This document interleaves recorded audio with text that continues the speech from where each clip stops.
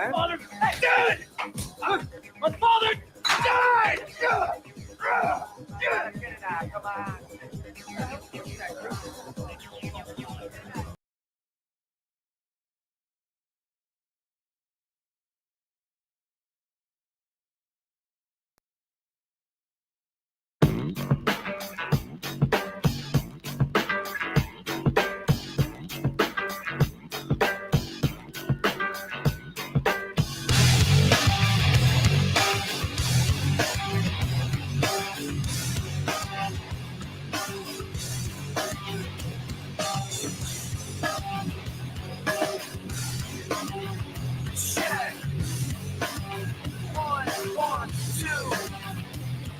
I came into this world as a reject. Look into these eyes, then you'll see the size of the flames. Dwelling on the past, it's burning on my brain. Everyone that burns has to learn from the pain.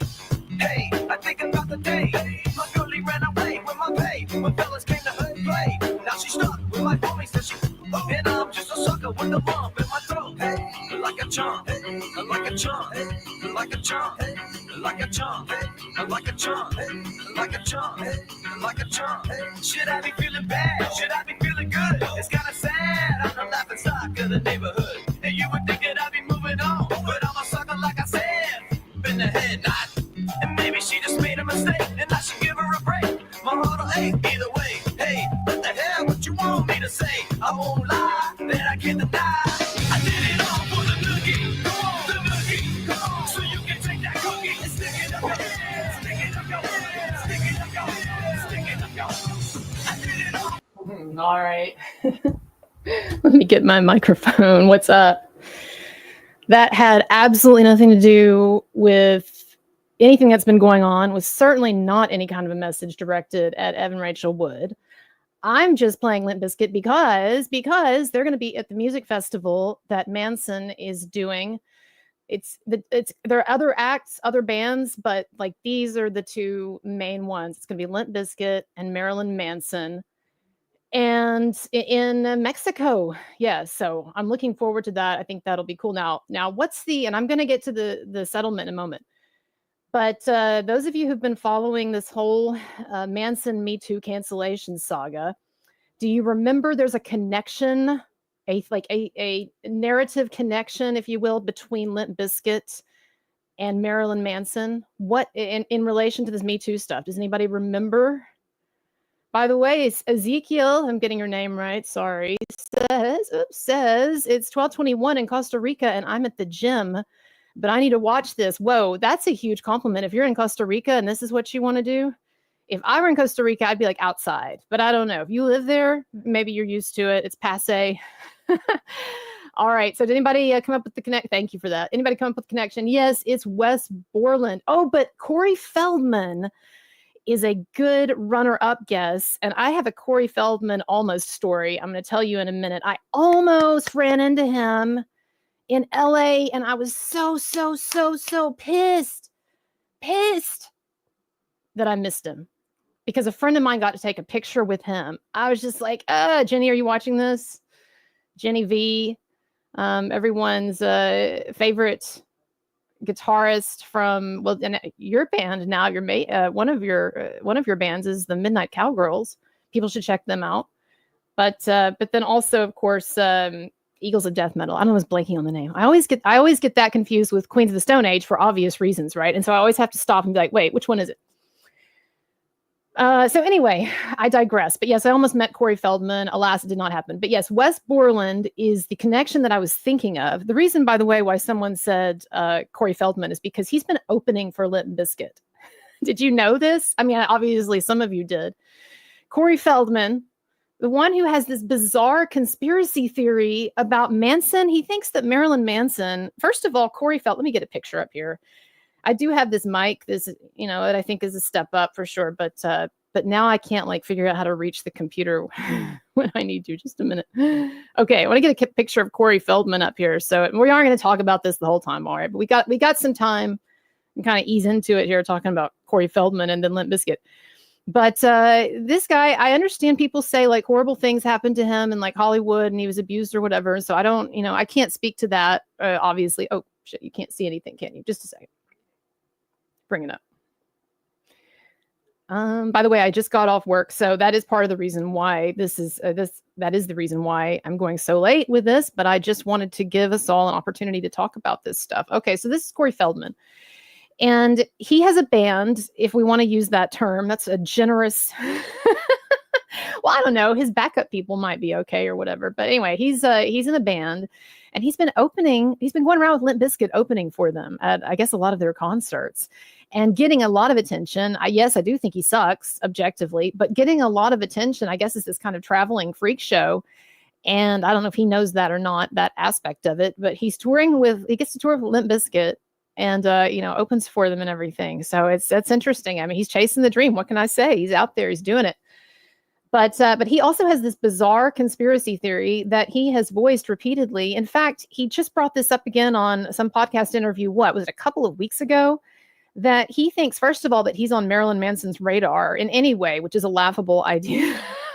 First of all, Corey, are you aware of what Manson has been going through for the last several years, the last four and counting years? I don't think that, I think you're kind of small potatoes compared to what he's got to deal with. But also, Corey believed that Manson weaponized am I getting this right? A girl band to spy on him and sabotage his music career. I'm not even joking about that's basically what Corey Feldman is alleged. So I don't know what's up with that, but I would really love to run into him. But I think that he will not be with Limp Bizkit at this festival, unfortunately, because people don't apparently bring their openers to festivals, right? Because they have a slot and they show up for that. So I don't know if he'll be there. If he is, I'm going to get a picture. Jenny V got a picture with him at this thing where I narrowly missed them. This is when I went to go on Bret Easton Ellis's show, and he had to be in person, which, when you're Bret Easton Ellis, you can do that, and you can require, I should say, that people get there in person. So I was just literally in and out, didn't have time or money to stay longer or whatever, but I was not going to miss Bret Easton Ellis. So you can check out that interview. It is on his Patreon exclusively. So you have to pay the $6 or $7 or whatever, but I'll be taking some excerpts and putting them up on my channel. So you get to hear some of our conversation. But anyway, long story short, I really was just darting into LA. I was there one single night, darting into LA, and then darting in and darting out. But I did apparently the stars almost aligned. I crossed paths with Corey Feldman, but not quite, unfortunately. Now, here's where it gets more interesting. Wes Borland. So Wes Borland is with Limp Bizkit. Y'all, I don't even know. What is he? Is he a guitarist? And this is no slight to Wes Borland that I see him playing guitar, so I'm going to assume he's a guitarist. I never claimed to be a music person, y'all. I enjoy helping my guy with his band occasionally with some vocals, but and some tunes, I guess. But I appreciate it. But film and literature, my first and second intellectual creative loves, and there's just not room to get into a third thing for me. But a lot of people, they're such polymaths or whatever, right? They're into all kinds of stuff. But anyway, here's the point. Wes Borland, you may or may not remember, when these allegations against Manson came out. Okay, now we're finally getting to this. We will get to the controversial stuff. When these allegations against Manson came out, Wes Borland went on a podcast. Well, I guess he was already going to be going on a podcast, but he chose that opportunity based on his short time playing with Marilyn Manson's band, which was just a number of months, right? Based on his time doing that, he declared on this podcast that it was something to the effect of, it's all true. All of the allegations are true. And if anybody wants to come out and call these women fucking liars, they can talk to me, or whatever. It was like one of those really annoying sort of self-promotional moments. And I think he insulted Manson a bit more or whatever. And I could pull up the quote, but that's basically it. And so what's interesting here, if you think about it, is that Manson is going to be playing at the same event that Limp Bizkit, and presumably, I guess Wes Borland is still in that group. Last time I checked, that they're going to be there too. Wes Borland is going to be there, and they're the main two groups that they're headlining. Basically, people are coming to see or whatever, and a number of others, but they're the two main ones. And I think and I would assume, being the two main ones, that they would be back to back. But I don't know. But I'm just saying, it's kind of interesting that Wes Borland is going to be there. And I wonder if he's had any regrets. Probably not, but had any regrets about spouting off like that, a bunch of BS, when it turns out that this has been exposed, and people who know what's going on, and I'm sure people in the industry, like, this has been exposed as a hoax. And I think that the people who were promoting it and going along with it look really ridiculous now, and will increasingly so, even with like bumps in the road, like today's bad PR. That's just, it seems to me, the overall trajectory of things. But anyway, it's going to be interesting. I'm sure there won't be some dramatic run-in between Wes Borland and Marilyn Manson or anything like that. I don't expect any kind of headlines to be coming out of it. Nothing like what was it that happened recently where one of the guys started going at it with the other? Y'all help me out. Shit. Dan Cleary works for them. Shout out to Dan, right? It's a joke. God, what is it? Y'all help me. Jane's Addiction. Yeah, so Jane's Addiction, and I don't know what the fuck was going on there, but one of the guys, Perry Farrell, whatever his name is, just starts like kind of laying into, was he shoving or was he hitting? I can't remember, but laying into Dave Navarro. And so that was big news. So I don't expect anything like that to happen. And certainly not from Manson's side, since he is such Mr. Zen about dealing with all these bitches and assholes nowadays. Seriously.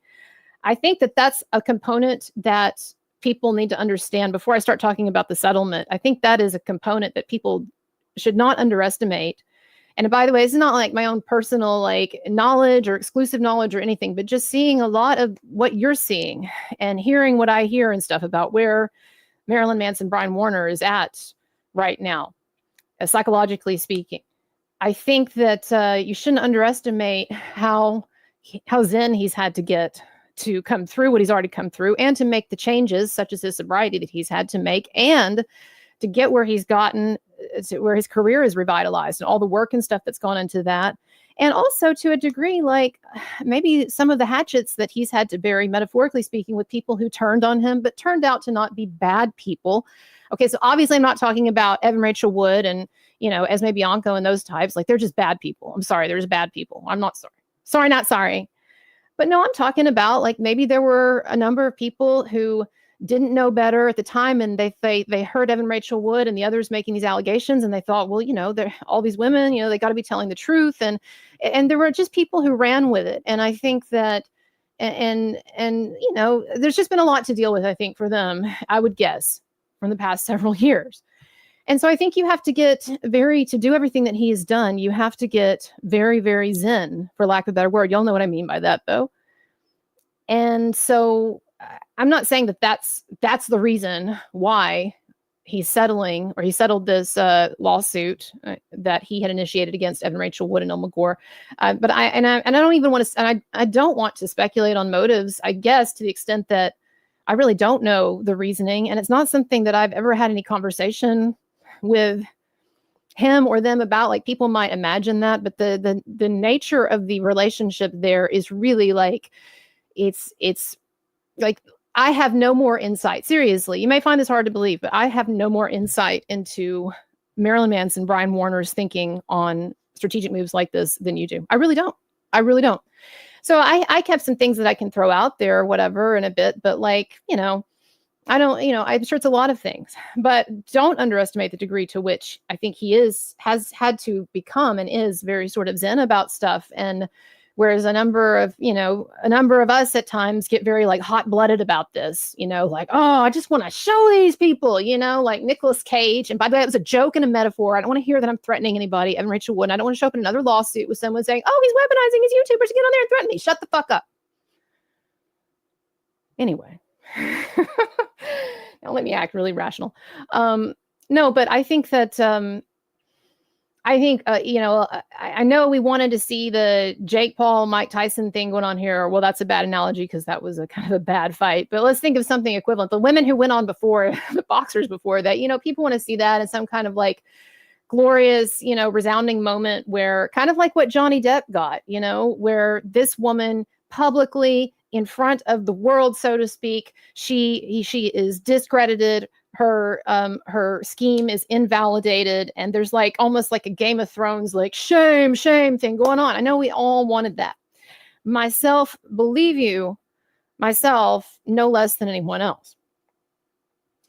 But there are things that are possible, and there are things that are not possible, or there are things that would cost more than it would be. And I'm not just talking about cost like dollars and cents, but I'm talking about cost of one's time, one's psychological energy, one's attention, all the moments that are being taken from things that you could be doing, like you're painting or hanging out with your wife or whatever, that are now being funneled into this toxic vortex of pain, which I'm talking about lawsuits, no matter who initiates them. And Andrea Burkhart has talked about this before, how painful the process is with these types of civil suits, like almost like a war of attrition. And so I think that when you really start, and I'm talking to myself as well on this, because at times I've gotten frustrated with what I have perceived as a certain passivity or sort of inexplicable reserve on the part of Manson to not be really getting in there in the trenches in terms of like doing interviews or doing really, hardcore PR or certainly fighting some of these lawsuits that I would have liked to have seen gone to a trial as opposed to being settled. But all that having been said, I have to say that I really do not see that there would be an advantage in him continuing with this lawsuit. Or at least it seems to me like a huge expenditure of all those things, all of those precious things, money perhaps being the least of them, but all of those precious things that we are allotted a finite amount of, having to be funneled toward this incredibly toxic shit. And so while I certainly understand. And by the way, I think that the reaction among the fans, I was being dramatic with the title of this and all that, but I think the reaction among most fans and supporters is like, yeah, sucks, but it's how it is, right? And understanding, and yeah, it's probably a good thing, but it's totally okay if some of you don't feel like that. And I've certainly earlier on in this whole process, I've been there at times with feeling frustration, but I'll talk about that in a little while. But about that, where you're coming from with that. But I do see, I don't see what was really to be gained by this continuing. Now, if I thought that there was an excellent chance, a probability that he would if he took this to the finish line and if he went into court with them, that he could have that kind of resounding Johnny Depp victory. If I thought that was very, very likely, then I might say, well, that would be really awesome in a number of ways and really helpful, although it still would cost millions of dollars. And by the way, don't underestimate how much going to trial or continuing this process on each of these lawsuits is costing. It's got to be millions of dollars. So I understand that there was that $300,000 that he's having to pay toward their legal fees. And by the way, that's just a part of this settlement, right? If you don't end up taking it to the finish line and you've initiated it, then you do owe something. And I mean, to me, that makes sense. It's not $300,000 is not even like anything, y'all, in this world. Not when it would cost maybe, I don't know, $1 million or $2 million to take one of these things to trial. So I guess what I'm saying is that practically speaking, it really, my concern has always been this, okay? My concern was that at one point, I really thought that this motherfucker was so canceled, was so fucking canceled, that he was not going to be allowed to do anything, much less be in Times Square and in Target or on the metaphorical, shelves of Target and all of this, and doing tours and being included in these big festivals now. I mean, that thing that he's going to be doing in May or whatever, it's like a late Gen X or early millennials dream list. I was like, my God, look at all these bands that are so fucking awesome, that I remember, from a period where I thought music was a lot better than it is now. There's no Billie Eilish, Sophia Carpenter. I need to hear Espresso. Anyway, sorry. Anyway, here's my point. He's getting to do a lot of stuff that I didn't think. I was just too cynical, I guess, or I didn't understand what was possible, because I really thought this guy was dead in the water. And that was a year or so ago, when I was so upset that it didn't seem like, from my perspective, he was doing much. And, or doing enough, I should say. But, I mean, he can now basically do whatever he wants to do. Now the question or the challenge before him is just building up a bigger fan base if that's what he wants. And that's no knock at his fan base right now. But I'm just saying that getting canceled and being off the radar for a bit and stuff, there's obviously, people understand this, there's a certain loss there, and as time goes on and all that. So, I mean, if that's something that he wants to do, right? That's something that can be pursued, or continuing to make the art that he's making and doing like the tours to thousands of people and whatever he wants. But now he has like breathing space, breathing room. And anyway, I mean, so there's a little historical reference that one could make out of that, but I won't say it because then people start freaking out and be like, oh my God, I told you. But now he has breathing room and some space to just now figure out what he wants to do or how he wants to go about it or whatever. And obviously he's already come out of the gate like gangbusters, because he's put out videos and an album, and he's toured, and everything. It seems to me, everything that he's doing is like first rate and top notch.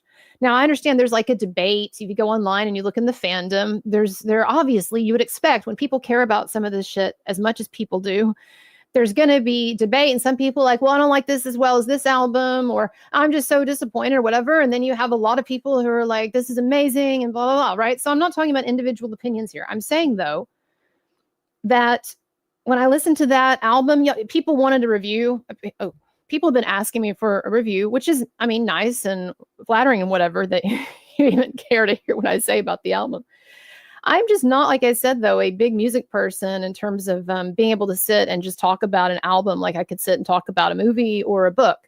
But let me just say that when I listen to the album, I think a couple of things. I think it's got a lot of catchy tunes on it, and it sounds like it belongs in 2024. So it doesn't sound like just a retread or a rehash, or like we've just brought Marilyn Manson back to life, but it's just the same person, and like as if he were like cryo frozen and no change had occurred.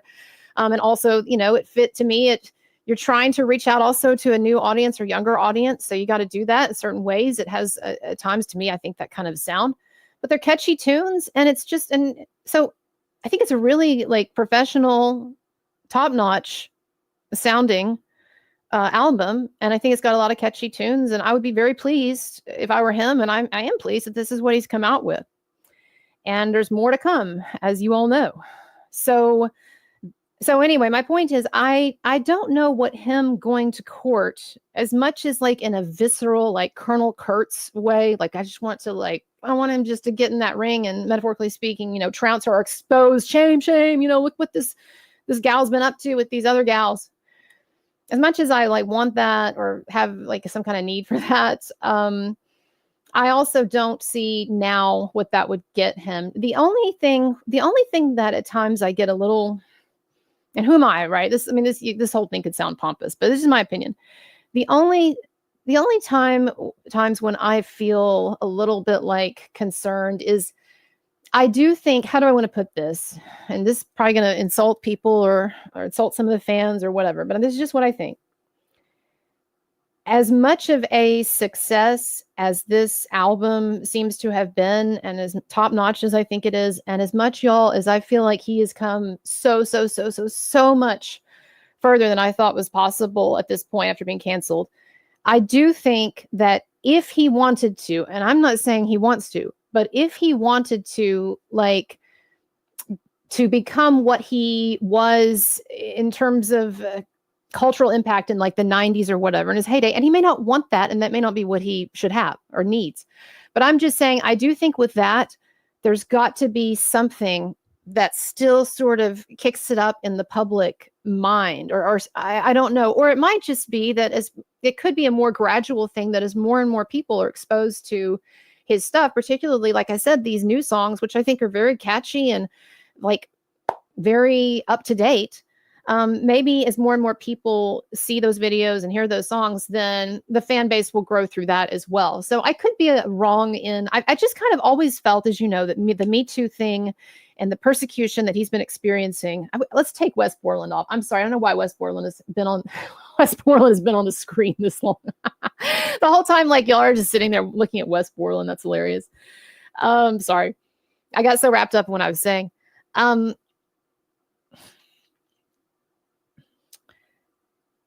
So I do think I did at one point think that this Me Too situation and these allegations and this persecution that he experienced and his cancellation, I did feel like it offered a big opportunity to, if he did come out and do interviews, or if he did really bring things to a showdown in court or what have you, right? And it was never going to be as big as a Johnny Depp situation, right? But something sort of that more along those lines to an extent. I thought that that would be a good thing, because that would make him, I mean, he would just be right back there, I thought, with the public. And I hate to use this term relevant, but relevant, right? But I feel like now he's got his career back, and there are all kinds of ways, and he's gotten it back in a bigger way than I thought possible. I mean, when someone is in Times Square, when they're in Times Square, I mean, it's hard to argue that they're not already relevant to some degree, right?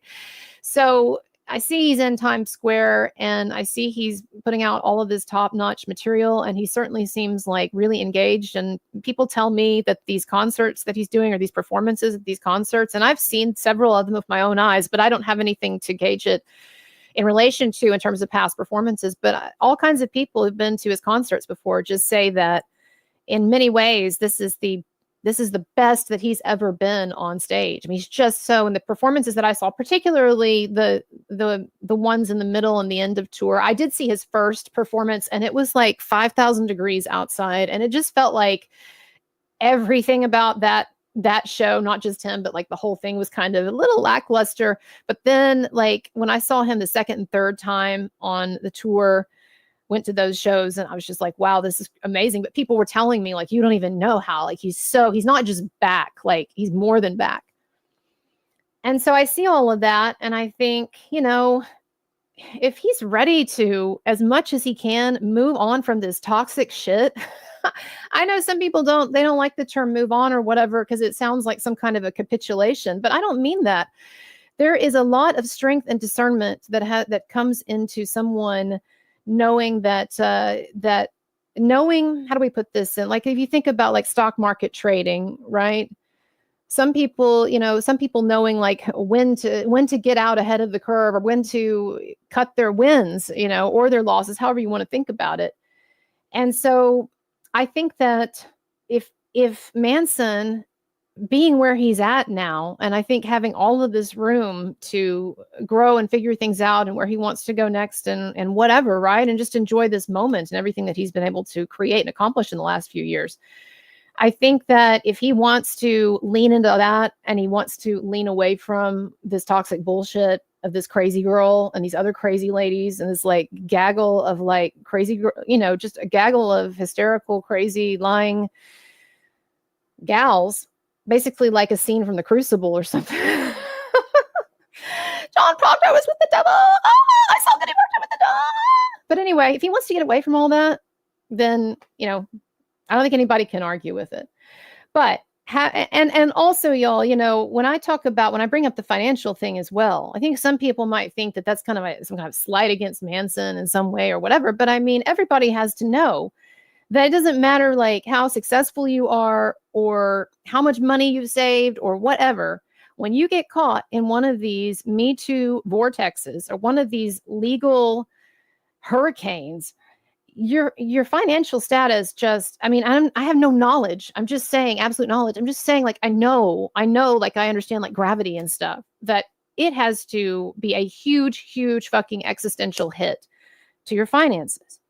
And then out of nowhere, you get canceled for a while. Out of nowhere, I mean, it was years. You get canceled. You can't do all this stuff or whatever. So it is easy for everyone, including me, to want a fight and to want to see a trial and what have you. But we aren't paying the bills. Well, I mean, you fans, you're buying the merchandise, so you're kind of paying the bills, but you're not paying enough of the bills to tell someone what to do. No, but seriously, I'll tell you something off topic, but not. Just bear with me for like 40 seconds. I was just watching last night, as I was trying to fall asleep, the JonBenet Ramsey series, true crime series, new on Netflix. Now, you might say, how the hell does that help you fall asleep?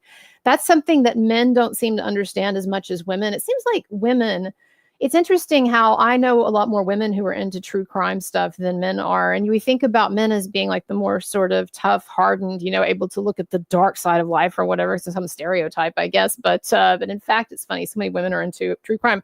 But like falling asleep to true crime. But JonBenét's dad, who I don't know if he's guilty or innocent or whatever, but I think most people think he did not do this. It was someone else. But he was talking about how, at one point in this documentary, he was talking about how he started off, before she was killed, he started off with millions of dollars in the bank, a big fortune, high net worth. I don't remember exactly how he put it, but he started off with all of his money. And then after the JonBenet thing happened, because there were so many people they had to hire, from lawyers to then PR people, because the media and speculators were just dragging them through the mud. And again, I don't know. I'm not, I don't know enough about it yet. Looking into it, but I know enough about it to make some kind of pronouncement. But this is what's interesting, okay, and relevant, is that he told the person interviewing him recently in this interview that I was watching, he said, if I could give anyone advice who's going through something like this, and by this he meant some kind of media firestorm, some kind of big thing, really, I mean, like what Marilyn Manson in a way has been going through with all this. He said, I would give them this advice. I would tell them, hold on to your checkbook. Rather, give your checkbook to someone who is more level-headed and cool-headed than you are, and don't make any financial decisions or spend unless you've really thought it through. Because when you get in a tizzy like this, and when something like this hits you, and people tell you, you need to do this, you need to do this, we need, and he says, you just start spending money, and before you know it, and all of his money was gone. And so after this whole JonBenet thing, and his wife died of cancer sort of during that, but he was pretty much lost everything. So I thought about that, just in the sense, it's a completely different situation, I know. But in the sense that we are talking about very real, very actual realities here. And I think that probably in many ways, when one is actually living it, as with anything in life, when one is actually living it, then there are realities that are much more apparent, and factors that are much more apparent than perhaps, to us, when we were hoping for, a knockdown, a knockout blow, so to speak, in court. So that's my thinking on that. And there was something else that I wanted to say, and then I'll look at some of your comments. What was it? Sorry, I didn't make notes here. I don't normally make notes, but I'm trying to think. There was something else I wanted to address with this. Oh, I know. Two things. So first of all, since I've said all of this about how I think he made the right decision, and I understand it, and et cetera, I also want to say, I do think for people who feel upset, I do think that it's legitimate. It's okay to be bummed out, or it's okay to feel upset about this if it's not the resolution you wanted or were expecting, or that you think is best. And by saying it's okay to feel upset, I don't mean like, oh, well, how dare they do this, and Manson should do whatever you want, right? I'm just saying, though, it's not nothing that so many Manson fans and supporters have gotten so invested in this situation, psychologically and online. And like, even to people, and by the way, I saw that super chat, and I will get back to it. Okay. Even to people like, people giving me donations at times over the years, because they're like, thank you for being one of the voices that's out here so strong on this. You can't expect, and I say I'm speaking in the general sense, one cannot expect people to get emotionally invested enough to care about the fate of someone to then try to fight for them in various ways, and yet to be unemotional or robotic or always cheerful about the way that things turn out, or strategic steps that may or may not be taken, if that makes any sense. And so I think that, I think it's okay to feel however you want to feel. And if disappointment is how you feel, I think it's okay. But, and I also understand too, and this was what I was going to say earlier. I've been really interested in Joker 2, and I've talked about it in a couple of videos and live streams, because despite the price tag, which was exorbitant and ridiculous, I really think that it is a masterpiece. And I spent some time one night on a stream, actually. You can go back and try to find the Joker's face on a thumbnail on my channel. But I spent some time on a stream one night talking about how actually I see Joker 2 as being very, very similar to, or I should say the ideas of Joker 2 resonating a lot with, I think, what I see in Marilyn Manson's life and his biography, or Brian Warner's life and biography, as I should say. And I talked about this in an earlier live stream, but I really think that in a way, if you've seen this, and whatever spoilers, you'll have to deal if I give spoilers, sorry. If you've seen this, though, you know that it really disappointed a number of fans. I'm talking about like fans of the film, of the first film, because it didn't have the spectacle really that the first film had. And it was really like a chamber piece that mostly just took place inside Arkham, inside the prison, or inside a courtroom. And so this was very much more psychological in the sense of like, of trying to work out what exactly was responsible for what the Joker did in the first movie, right? So it was a lot of like digging into his motives. And so the narrative of this movie is that the real guy, Arthur Fleck, he really has become tired of not only the Joker shtick of his Joker alter ego, but of all the trouble that his alter ego keeps getting him into. Because one of the main things that's emphasized at the beginning of the film, there's a cartoon, bear with me here, I'm sorry, bear with me. There's a cartoon sequence at the beginning of Joker 2. And in this cartoon sequence, you see the Joker alter ego abandon the real Arthur Fleck when the cops come in and start beating the shit out of him and take him away.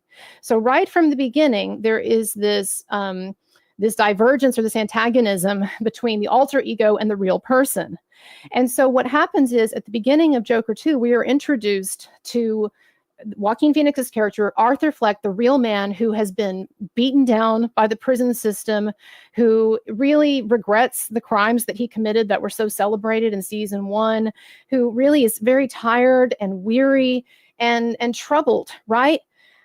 This is how he is, and then something happens. And by the way, he's very uninterested in his upcoming trial, but this is what happens. Lady Gaga's character, the Harley character, she comes into his life and he falls in love with her, and she tells him basically that she's not interested in the real man. She is only interested in the projection, the alter ego, the Joker. And so the Joker, because he's so in love with her and because he has really nothing else in his life besides her, then he takes up, even though he's tired of it, he takes up the alter ego again and he starts performing it. And so then during the trial, he's this prankster and everything, right? Like the Joker.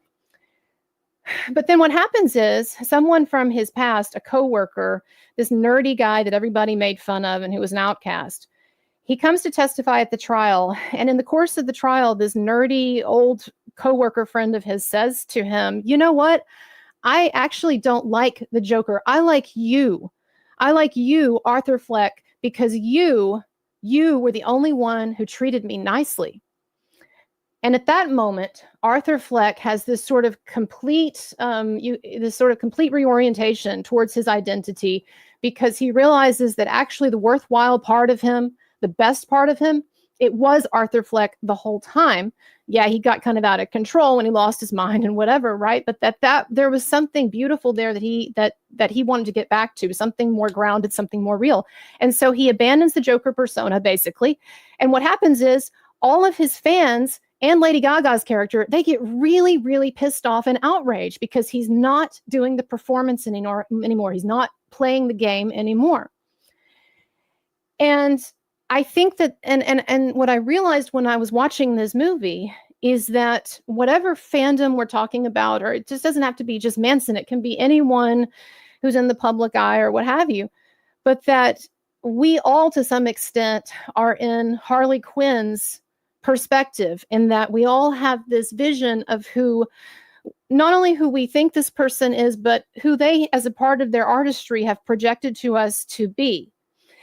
And with Manson, I understand, even up until very recently with his music, Raise the Red Flag and stuff. It's it's many things. It's complex and nuanced and dichotomous, but part of it is that real sort of rebelliousness or what have you. And so I think that people think then, well, that guy should be playing this legal game, playing this PR game, playing the game of life in accordance with that image or that characterization. I'm not saying it's that simple, y'all. And again, I understand that we've all followed this thing. Those of us who are on here tonight and everything, like we have been following this. We have been rooting for this guy. We have been, believe me, I know as well as anyone, putting stuff out here, making things and stuff. And so if it's not going according to the narrative that we thought would be best or most satisfying or whatever, I totally get that feeling.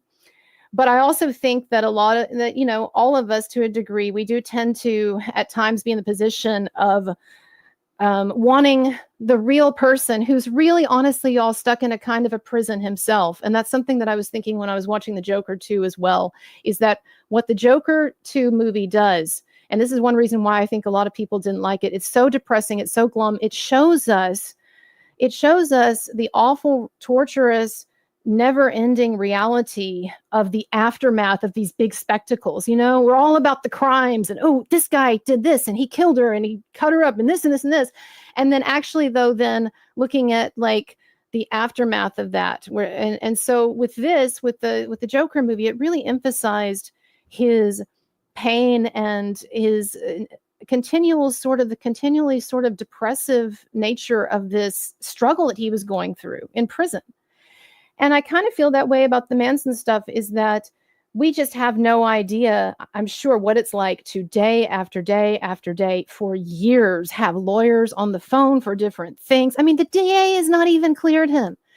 And no, I don't think there's any way in hell that the DA is that anyone's going to file charges or arrest him. I feel very, very confident that the detectives know this is a hoax, and that the DA, if he doesn't already, he will soon know. But he's still in this kind of purgatory, right? Which is a reference, obviously, in his new album. Manson is still kind of in this purgatory.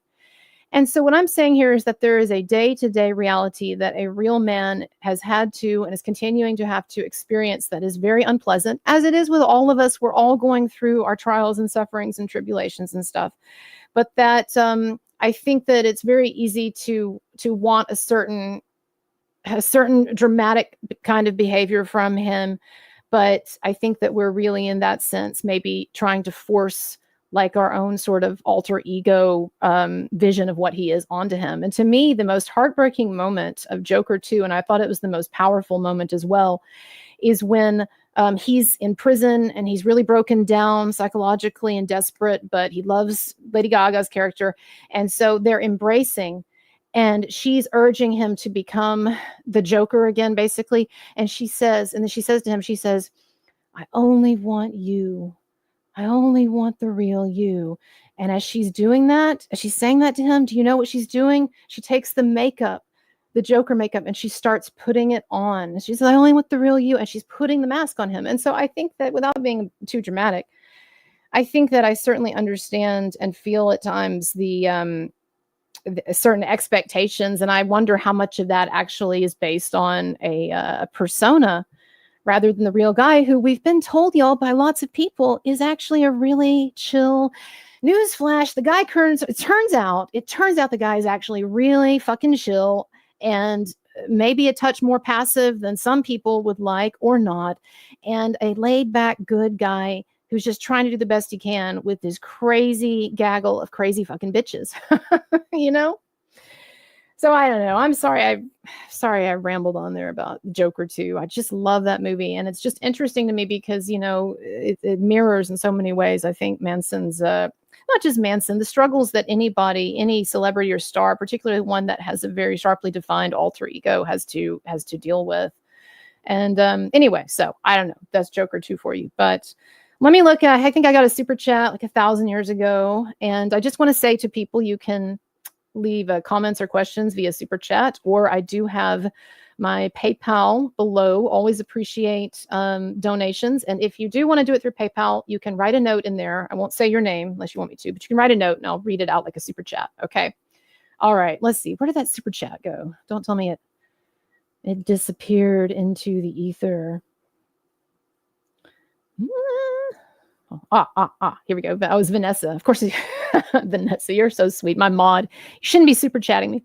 You said, Colonel, the chat is asking if you can change the...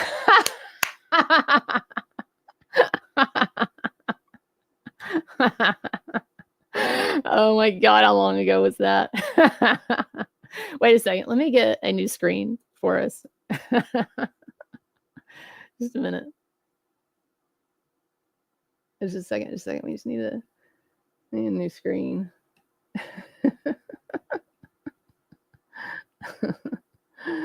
Oh my gosh. I want to show you something. All right. 1 second. All right, y'all. Here's your new screen.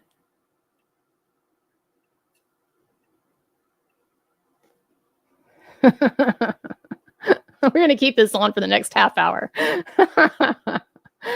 Oh, man, I know. That was bad. That was definitely bad management of my live stream there. Okay, I do apologize. Okay, let me take him off. We don't want to get stuck in Wes Borland land again. For people who are coming on, or you don't know what I'm laughing about, like there was a good, I don't know, 20 minutes. Is it more? Could it have been more? There was like a black hole of time where the audience was just looking at Wes Borland. Well, it was like this, basically. I hope somebody actually shows him that. And he can know he can know that we're ridiculing him too. I don't care, dude.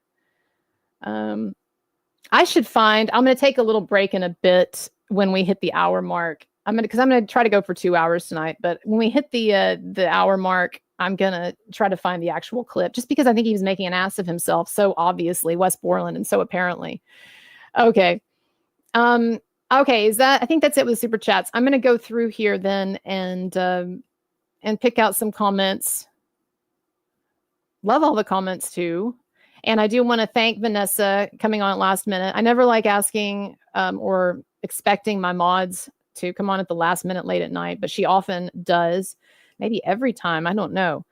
Often does. Unless there's a conflict with Tug, and then they all prefer Tug to me, so they just abandon me. No, I'm joking. I'm joking. That was totally a joke.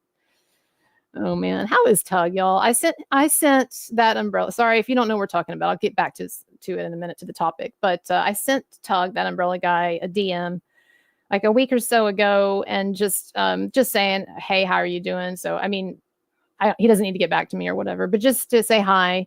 I regret to inform you all, I have not been following the Hales situation. I know that is the main thing that he has gotten into covering, and I respect him so much for choosing to devote so much of his time to something that he just really thinks is important, because he could be focusing on other stuff, and I would think presumably getting even more views than he's getting, right? Because it's kind of off the beaten path, but it's something that he and Megan Fox have been promoting because the situation that because it's such an important cause for YouTubers and for free speech and all of that. So I should learn more about it. I haven't, but I'm impressed at what I see going on over there with, it seems like how much in-depth, important coverage he and Megan Fox are giving to this thing.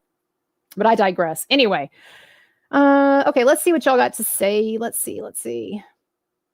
The launch pad. And by the way, I understand that now, some of these comments are like 45 minutes old or whatever, an hour old. And so having said all of this, there might be something at times redundant about some of the comments, but that's not the fault of the commenters. It's just I'm scrolling past stuff that was taking place a while ago. The launch pad says very disappointed in the settlement. I was hoping to see ERW grilled in court. I know, like Amber Heard, and really put some of the claims to the test. Also hate to say it, but not the best look for Manson public image-wise. Look, I know that there are some people that get irritated with me for at times being a downer. And I've said before, and I don't say this, I really don't think I'm saying this out of some kind of narcissistic ego. I'm just not here to always cheer everything that Brian Warner does in terms of like strategy, or I guess anything else if he were to do something I didn't approve of. But in terms of strategy. And here's the thing. When you say something disingenuous, when you really think one thing, but you say something else, people can sniff that out. Like they can sense it. And so if I were to get on here and say something, and I'm not saying anyone's doing that or what have you. I'm just saying I get some critiques or annoyance sometimes by people who are like, oh no, here she comes, she's gonna criticize Manson or his strategy, or she's gonna say, I wish they wouldn't be so cautious, or basically. And I get that perspective, and people are allowed to think that way and feel that way. That's totally fine with me, and they could be right. But I will say this, like all I can do is give you my actual opinions and feelings. And so if I were to come on here today and tell you that today wasn't that bad of a day PR wise, that would be a fucking lie as far as I'm concerned. Today was one of the worst PR days that he has had or will have had since this thing kicked off in those, first weeks of the accusations in February of 2021. So for Marilyn Manson, this has been a rotten PR day, and it will be a rotten PR day tomorrow. And then hopefully it will then taper dramatically as we get into the American holidays over here for Thanksgiving and people lose their minds for Black Friday. I'll never think about Black Friday again in the same way after seeing Eli Roth's movie. Overall, I thought the movie was just okay. It had clever moments and so forth. But it did have one of the best openers I've ever seen in a horror film. Like if they could have just kept it like a 10-minute short, the first 10 minutes of what's it called? Thanksgiving. It wasn't called Black Friday.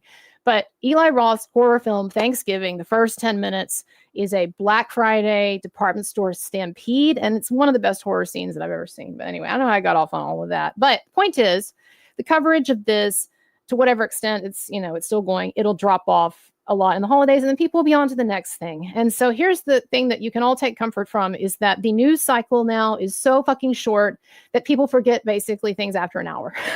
We're not quite there yet, but we will be there. So look, this Manson thing, for most people, this is old news.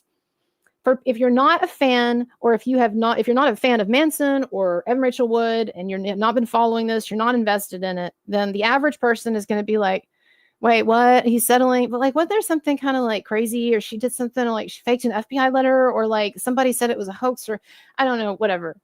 That is the extent of the thought and emotional energy that most people are going to give to this. And so there's a comfort in that. It's kind of the opposite of what I was saying earlier when I was like, I wish Manson were even more relevant or whatever. But then at the same time, one of the benefits of him not being like, I don't know, what would be an example of someone, who's a musician that people are like obsessed with? I don't mean like Taylor Swift, but okay, let's take Taylor Swift, right? If this were Taylor Swift, do you think, in what world does Taylor Swift get Me Too'd? That would be an interesting thought exercise. Anyway, I don't know. I digress. It's probably more likely Travis Kelce gets Me Too'd for something in his past. Okay, but back to what we're talking about. Let me move on. Anyway, you get what I'm saying. At this rate, I won't be getting through. It'll take forever to get through comments. So, Jenny V, hello. I should have noticed a long time ago. I don't know if you're still here, but hello, Jenny. I'm so jealous that Jenny got a picture with Corey Feldman. So can I tell y'all the story of what happened here? This is like a first world problems story, but nevertheless, I do think it was kind of funny. I went to LA, like I said, just basically this hit and run trip because I didn't have time or money to be spending there. So I just like went for one night. But Jenny lives there, and she's a buddy of mine and a supporter of this channel, and vice versa. Check out the Midnight Cowgirls, her band, by the way, one of her bands. Anyway. And so I just texted her basically like I don't know if y'all do this, but like if you're going to be in town and you want people to know that like, okay, I'm acknowledging you and I am in town, but I actually don't have time to hang out. See you later. Right. And just because I was, just because it was going to be so fast. And so I texted her basically to say, hey, coming in your neck of the woods, but I'm not going to have time to hang out, just in and out. And so then she responds and she says, oh yeah, no problem. And she said, I am going to this celebrity rock star bowling event charity thing, and would you like to come? And I don't think it was like come as like, I don't know, her personal guest or whatever, but I don't actually know, but whatever, I was invited in some way to show up at this thing, right? And my thinking was, I already had that interview that night, and it was like getting into the evening, and I really wanted to go by the Menendez house with Celtic Iron. And then by then I was going to be like tired. I just couldn't see myself as much as there was a part of me that was like, okay, but there will be some like cool musicians there. But at the same time, I was exhausted and I just didn't see myself going all the way over there. And then I don't know. It turns out Corey Feldman was there, y'all. He was there and he took a picture with Jenny. I was just like, because I really wanted to be able to confront Corey Feldman. I'd have my camera with me, confront Corey Feldman about the Manson craziness, or just get something funny with him. Like he's such like an internet freak show, like attention garner, someone who garners a lot of attention target, I might say. Like people who don't like, even my significant other, like he is like really interested in what Corey Feldman is doing. I'm just like, what? So it really bothered me. I keep bumping this. It really bothered me that I came so close. It was like sliding doors with me and Corey Feldman. So there's a whole other parallel universe in which I went to that thing and I went up to Corey Feldman with my camera and I was like, so what is this bullshit that you've been saying about Marilyn Manson and some conspiracy, Corey? Even if he didn't answer, he didn't say anything, just me getting me like on there confronting him. Jenny's probably very glad she didn't invite me now. I'm just like getting there and like causing a scene. Who's that crazy woman harassing Corey Feldman over there? Oh, it's my guest. She has a YouTube channel. She harasses lots of people. All right, moving on. It is 8:24 a.m. in South Africa. What is up? I've always wanted to visit South Africa for some reasons. I don't know. One day. All right. What else?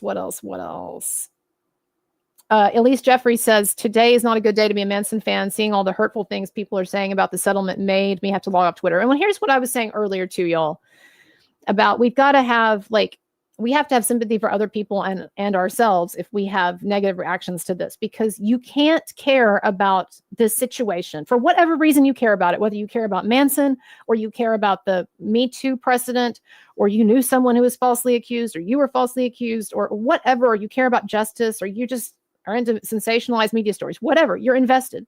You can't be invested in a story like this and then not have a reaction when it's a terrible PR day, because all of these articles, these major news media articles, are saying, he's settled and he's paying her fees, even though, yes, it's more complicated than that.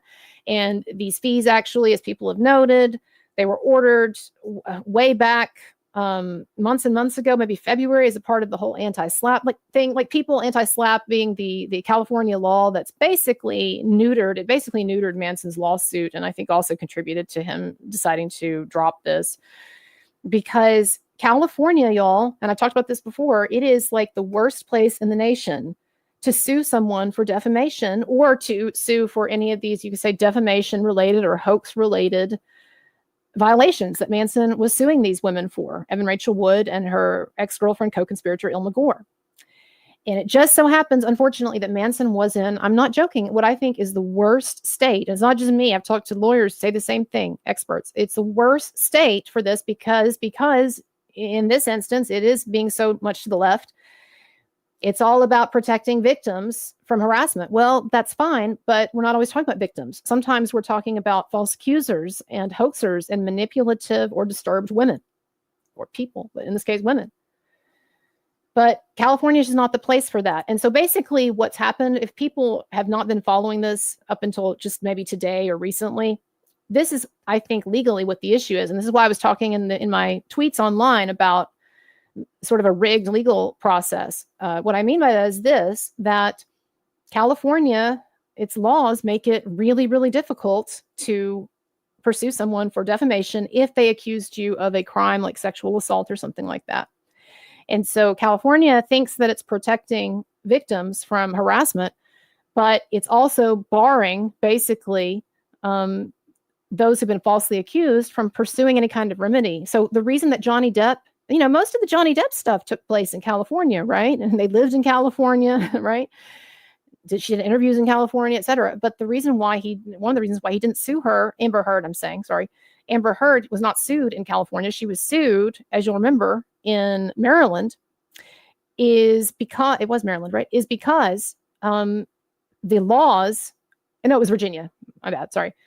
It's because the laws in Virginia were much, much more friendly at that time. I think they might have been changed a bit, but much more friendly at that time toward the kinds of defamation cases that Johnny Depp was making against Amber Heard. And if he had remained in California or had the lawsuit taken place there, he would have run into the same frustration that Manson has. And so this was and also the judge in Manson's case, and someone pointed this out on the chat, the judge had really signaled, y'all, in a number of ways that she was not open to Manson's claims or his attorney's line of thinking on this. And I don't know if that's because she's a big feminist activist or really into this kind of Me Too, victim feminism, or believe all women, or et cetera. But I'm not joking. I have not read all of the, the legal briefs or whatever, but I read one that I remember in particular where the judge was literally complaining about having to read too much stuff because of a motion that Manson had brought before her asking for something really important and legitimate. And she actually says several times in her briefing that she's typed out that she's really tired. But frankly, I was really exhausted from reading all of these pages. Like, she literally wrote that in this legal brief. And a couple other things just like that. And so there were all these ways, and not to mention her rulings, which I thought were very unfair. There were all these ways where she was signaling, nah. Now, I don't know if she would have been the judge if they'd have continued or if it was a different one or whatever, but this is just, it's California. It's George Gascon country up until recently. I know that things are maybe changing a little politically now, this last election, but like, this was this was a house that was stacked against him, so to speak. And so this is really what I think ultimately the purpose of this lawsuit was. And it's exactly the same thing that other people online have been saying. And it's exactly the same thing that his lawyer, Howard King, stated. The legal process, for all of its flaws and inadequacies, and may not provide us the resolution that we want in this case, but it is still really the only way, one of the only ways to have your evidence or your claims heard in the public square, where fact still is important and procedure and all of that. And so this was a way for Manson to get his claims about the hoax and the conspiracy, if you will, and then everything that followed from that, Ashley Morgan Smith line, an illegal declaration, flipping, the FBI thing, the faked FBI letter coming to light. Yes, it came to light to a degree through her custody dispute with Jamie Bell, but mostly it came to light through Manson's lawsuit and briefs directing back to that. I mean, there's just the iPad, all of these things discussed, right? So much of this had to come out in a legal process, in official legal documents, for people to give it any weight or for the media to give it a fair reporting. And they didn't give it a fair reporting anyway, as you know. But if this stuff had not been surfacing in a legitimate or semi-legitimate, perceived as legitimate process, like we find in our judicial system, then I don't even think that Manson's evidence or his perspectives or his arguments would have gotten out there, really. So that was, I think, just as I think Howard King, his attorney, intimated, that was the real purpose of this, perhaps all along. I don't know. I'm sure Manson would love to trounce Evan Rachel Wood in a court of law and would love to experience what Johnny Depp experienced. But y'all, I have to remind you, what Johnny Depp did cost millions of fucking dollars. Millions of dollars. And it was a hell of a lot of emotional energy. And, it's almost kind of a Pyrrhic victory in some ways, although I think in his case it had to happen. But there are such things as Pyrrhic victories. And I think about Manson having already been through years of this, and now having gotten to a place where he's sober, seemingly at peace, his marriage seemingly more solid than it's ever been, and feeling like things are really like flowing in his life, and he's doing the creative work that he wants, and he's got a major record label. He's in Times Square, he's in Target. Like, it makes sense. It does make sense. It's not satisfying, perhaps, and that's okay. We'll get over it. But it does make sense. And let me just say also, and then I'm going to take a break for a bit. I know I never have time to get to all of the comments. I'm sorry. Let me just say this too. Evan Rachel Wood she has already, and she will continue to suffer from what she has done. And that's not any kind of threat or I'm not talking about anyone being the agent of this. I'm talking about life. And some of you, I saw in your chat, actually even mentioned the idea of karma. She's already, I think, this whole thing has not only not been worth it to her, but it has really hurt her. And let me explain to you how.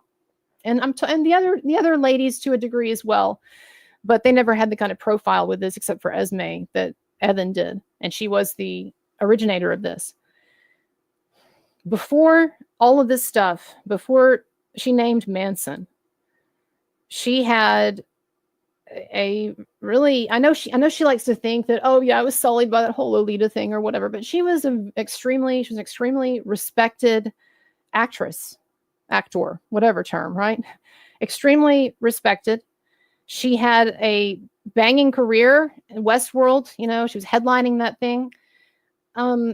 She had not been, I know the early stuff with, Manson and Dita, whatever, she claims has really sullied her, although I think it also helped to make her career. But she hadn't had anything embarrassing or anything like that forever. Like, I look at her and prior to 2021, and I think, man, you kind of got it made. And then she did this thing, and that has generated, and we are a part of that, frankly, that has generated so much negative PR for her, and really no good PR. And you might say, well, what do you mean? She's gone on all these shows being an activist, and Drew Barrymore was crying for her and all that. I don't think that anyone's reputation or anyone's star power is ever enhanced by having them. I do think that the feminists are correct when they make the point that I don't think that anyone's star power or anyone's credibility or likability is increased at all when they talk about their sexual assault a lot and their victimhood. And I do think that even if people think they really are a victim, I do think it kind of gives people a sort of an ick if it becomes really repetitive or something these people are really leaning into.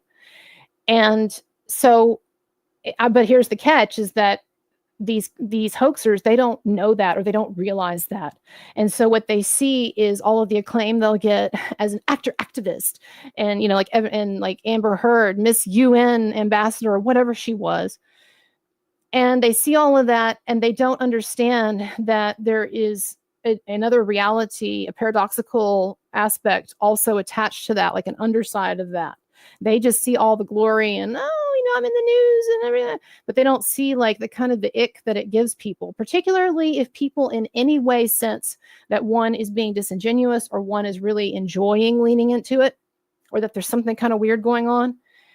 And so I don't think she got anything except a temporary dopamine surge here and there from her activist activities. I really don't. And I don't think she realizes how much it kind of gives people the ick, and how much being associated with this whole thing might have kept her or be keeping her from getting roles that she really wants. I understand that she's still working. I understand that she's still attached to projects and stuff, but I just can't imagine that all of this that's gone whipped up around her because of her, and that it's not carrying for a number of people who would be interested perhaps in casting her as sort of like, isn't that weird girl with like the Marilyn Manson like rape stuff or whatever, but maybe didn't she also like fake an FBI letter? Like, I think that anyone who's heard this story now, like they know there's some kind of a catch here. And so that's her. She has labeled herself, or she has identified with herself with this to such a degree. She has really she sort of weighed herself down with it. And I think that that's something that probably took a little while to process or to realize was happening. And then now she likes to play it off like I always knew. When she went on Dr. Ramani's podcast, and she was like, and of course I knew that the first thing to go would be the reputation. That would be the first thing. I'm thinking, really? Did you really think that? Or are you a little bit surprised? Have you been a little bit taken aback at how much pushback this creepy looking has been, in quotes, rock star, how much support he has gotten, and how much fight some of his supporters have in them in terms of our ability to flood the internet with all of this pro-Manson propaganda. And I say propaganda in the sense of it being truthful, right? But, and so one way to look at all of that, of course, all the stuff that we've been up to, so to speak, whether you've been doing it yourself, putting out videos or statements or tweets, or you've been liking or supporting others doing it. We often feel, one of the things that we often feel is just, oh, well, this is insignificant, or this is a small corner of the internet, or look, only, 166. This is actually really good, by the way, crowd for being this late at night. So thank you for joining us, people. But it's really easy to think, oh, this is insignificant, we're not having an effect. But cumulatively, it does, because if you Google Evan Rachel Wood and you go just a bit beyond the immediate, obvious entries, you're going to start getting into some dirt. And you're going to start getting into videos of people talking about the dirt, for everything from accused child abuse, right? We're talking about her and Jamie Bell and that whole awful, dirty baby daddy saga there. the way she did him dirty, so to speak, kidnapping his kid and keeping the kid away and all of that. I mean, you only have to dig like it's just a little bit, and then you see all of this dirt. And this is stuff that's attached to her. It's never going to go away to an extent. People forget or time moves on, but like she's done this to herself. She may as well have made every one of my videos herself and put them out there. And every one of the anti-Evan Rachel Wood or pro-Marilyn Manson websites and posts and all of that. She created us. You created us. You did, Evan Rachel Wood. So to whatever extent I annoy the hell out of you, and it may not be as much as I would like, but I know that on some level, I annoy the hell out of you, and so do the rest of us. To whatever extent we do, you created us. And she did all that to herself. Now, whether she ever realizes that she did, gee, I really fucked this up for myself, or I put out all of this negative PR and negative stories and narratives and publicity about myself. No, maybe not. But she has not done herself one single favor in this hoax and falsely accusing Marilyn Manson. She hasn't. So you can take pleasure in that.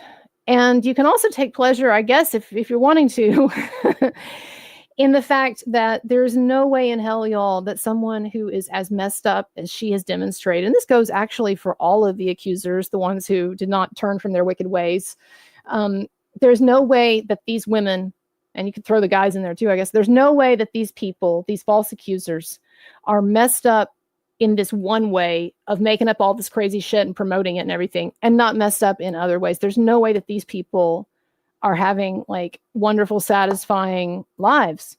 Evan Rachel Wood's life is going to perennially be a mess, I would imagine. And that's evidenced, even in just the family court documents that we have just a sliver of, her losing primary custody of her kid and all that, right? Now, I'm not saying, we should wallow in that or whatever, but I'm just saying to people who feel like she's getting away scot-free with something, or that Marilyn Manson is getting this bad publicity and she's just getting to sort of run around with her PR team and be like, it's true. The paperwork, the legal documents have not been released. And she's already out there in Rolling Stone and other places, right? Putting out her spin on it. And so tonight, I'm not even going to talk about the actual settlement or legal situation, because I actually don't know what it is yet, unless I'm just going to go by Rolling Stone and what they say. But what we know is that he did settle, this thing is over. And by the way, some people might say, well, why aren't you saying that they settled with him? Well, look, y'all, again, this goes back to when you bullshit people, they can tell, and it hurts your credibility. He was the initiator of this lawsuit. He sued Evan Rachel Wood and Ilma Gore. So when both parties agree to a settlement, then yes, I think that the person who initiated it is more calling it off in the sense that this was something that he initiated and now he's dropping it. Okay. But yes, of course, you can say Evan and Ilma are settling with him. I just think it's a little bit more disingenuous and people kind of understand it to be a cop-out, but whatever. So let me read some more super chats. Actually, I read some more and then I'm gonna take a break. Max Dorsey, love the new album. Yeah, I think it's good. Like I said, I think it's a good album. David Grenfall says, I hate that term, canceled. I think it's on the way out. I think people are tired of talking about it. I mean, I'm tired of talking about it, and that's what I started my channel to talk about. So, one of the great things, one of the ways that Manson is such a trailblazer in all this is that he's also demonstrating how someone can be totally canceled, seemingly, and have horrible, horrible, horrible things put out there by someone, in Rachel Wood's case, seemingly credible, a bunch of women or whatever. But yet, look, apparently he wasn't canceled because he has pulled himself, with the help of people around him, pulled himself back to this status of being a major musician and who's releasing in major forums and going on tours with other major people, right? So he's a trailblazer in the wake. He was a trailblazer in getting Me Too'd, and he's also a trailblazer in coming back from the Me Too'ing. So truly an inspirational story. Who's spamming us with Gavin Newsom 2028? I think Gavin Newsom is an attractive man. I don't know much beyond that about him, except for his reputation relative to the state of California. But I don't know. He's an attractive guy, though. So someone says performers, DBG, Luxy, performers are human at the end of the day. Absolutely. Absolutely they are. More Gavin Newsom. Oh, man. That's funny. That's spammer makes me laugh. Okay, what else? Oh, y'all, so what I'm seeing here is there weren't really that many comments. It was really just a lot of Gavin Newsom. See, you may think that this bothers me, but I don't actually give a shit. You can just keep spamming us with Gavin Newsom. That's fine. Maybe they were mad. I think I understand what was going on here with this person spamming Gavin Newsom from different accounts. I think that they were mad that I kept Wes Borland on the screen that long, and so they're getting back at me, which is totally, totally fair because Wes Borland, that is an ugly fucking face. I shouldn't say that. That was definitely not something that Manson would have expressed, by the way. No. But Wes Borland's ugly fucking face up there for like 30 minutes or whatever, so... Oh my God. Okay, what else? Someone says serious question chat. Mary Maldonado. Okay, what is your serious question? Waiting. Where did it go? Wait, where did your question go? Or I only see some of it. Why is there just like a little bit of your question? Oh, you had said it before. Okay, here we go. Gavin Newsom is the governor of California. You guys really want the rest of the USA to be like California? You've lost your damn minds. Well, look, I can tell you as someone living in Texas that certain parts of the state, you're already turning into California. So thanks a lot. I saw something about how Austin's murder rate is way up. And by the way, y'all, I'm not the kind of person that gets concerned about the murder rate. Because like most of the time when you say the murder rate is up, it's like, okay, so it's going from like 50 to like 100 or whatever, right? Like I'm not one of those, he's like, murder rate is up, murder rate's up.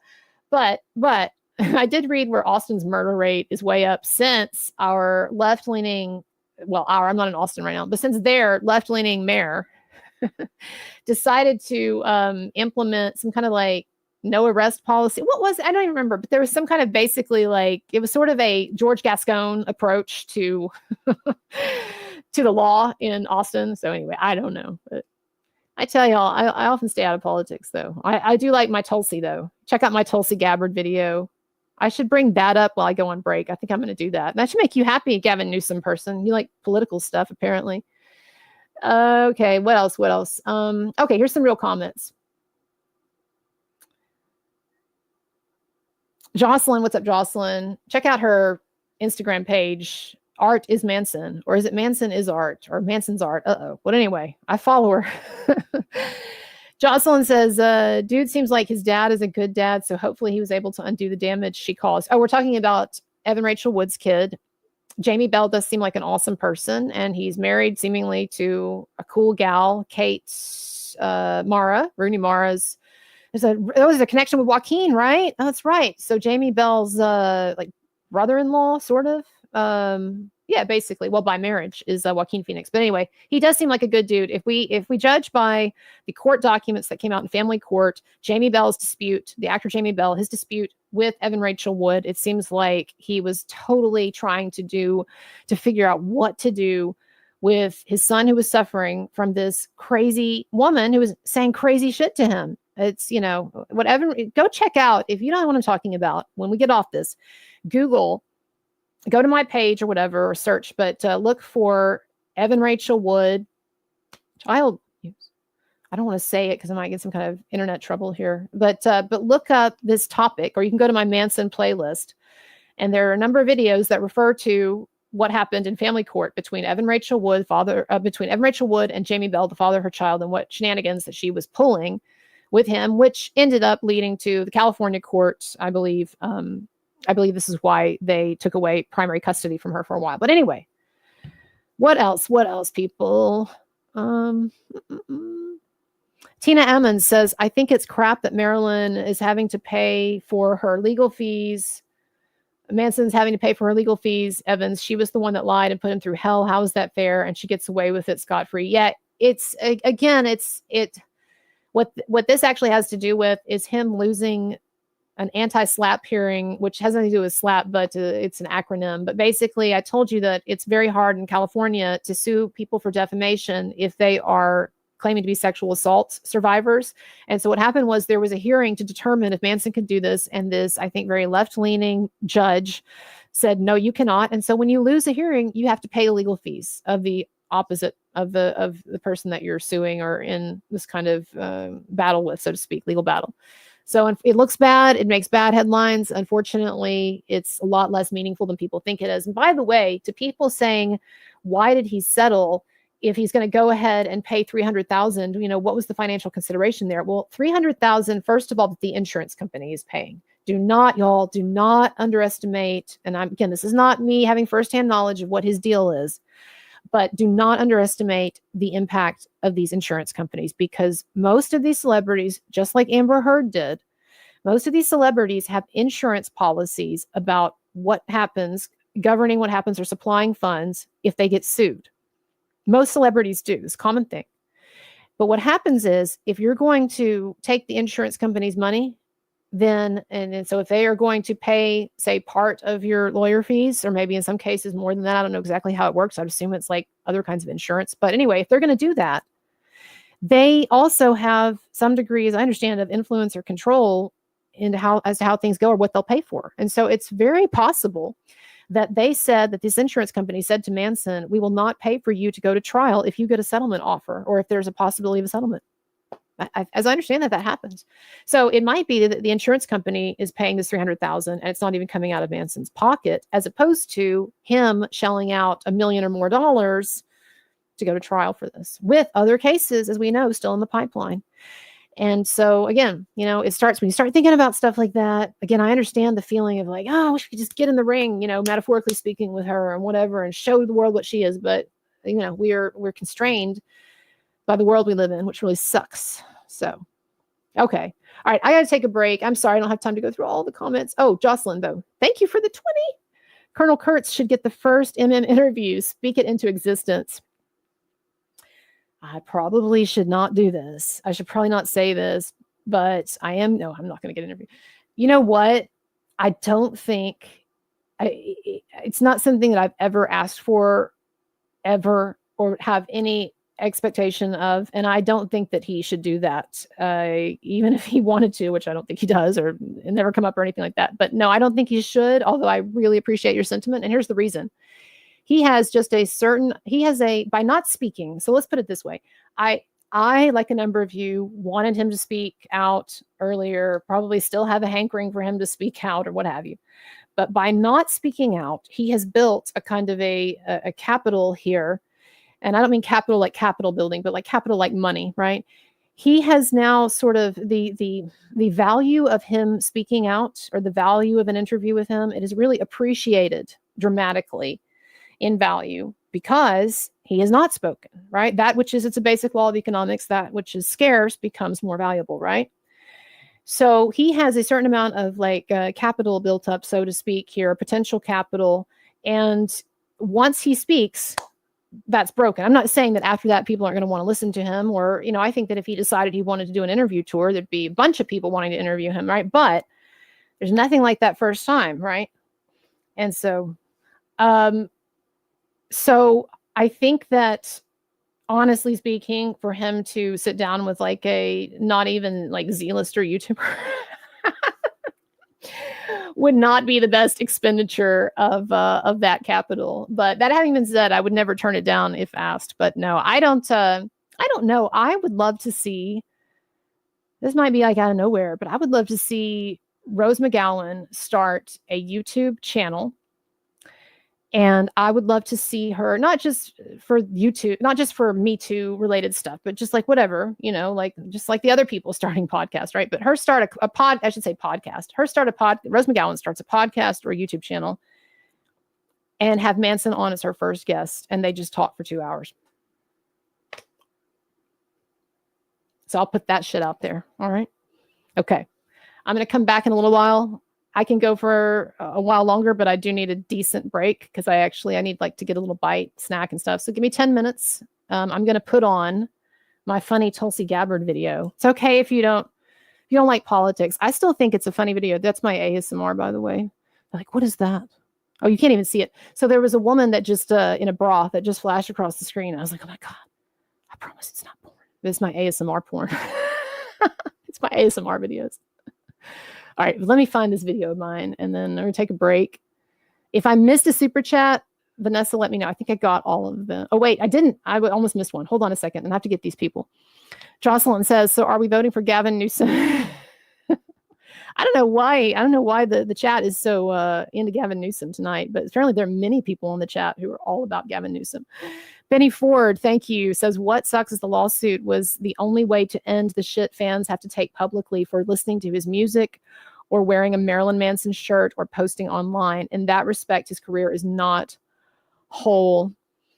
I mean, look, it certainly hurts to get shit on online when you want to celebrate this man or defend him. And, I mean, like, it's not like I'm immune to it. I find my detractors annoying. And of course, I don't love seeing people like, could you see what I was saying? Do you want to clip this? No, but it doesn't make me like happy to see these people ragging on him and saying, oh, I told you so or whatever. But Manson InfoWars, he or she, whoever's running that account, they called me they didn't call me. They said anyone who's still supporting Marilyn Manson from a maximalist position, something like needs their head examined or whatever. I like that maximalist. That's a good thesaurus term there. Maximalist. I am a Marilyn Manson maximalist. It is a good term.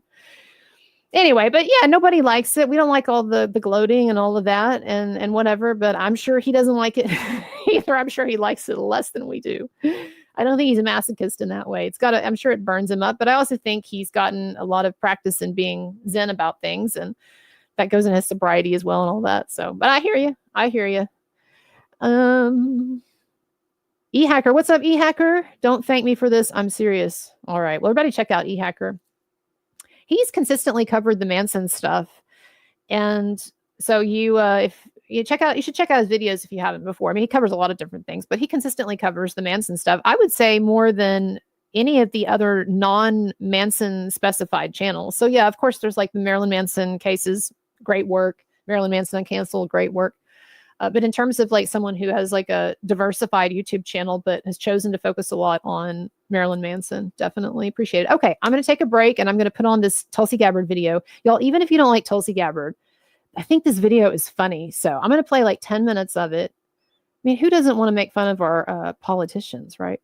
So I'm going to put on 10 minutes of it. I'm going to take a break and then I'll be back and we'll talk more about Manson stuff. It's going to be pretty much all Manson this episode, but I can talk for a while longer. So here we go. Back in a bit.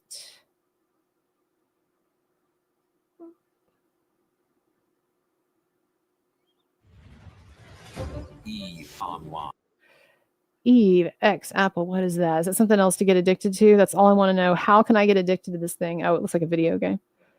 All right.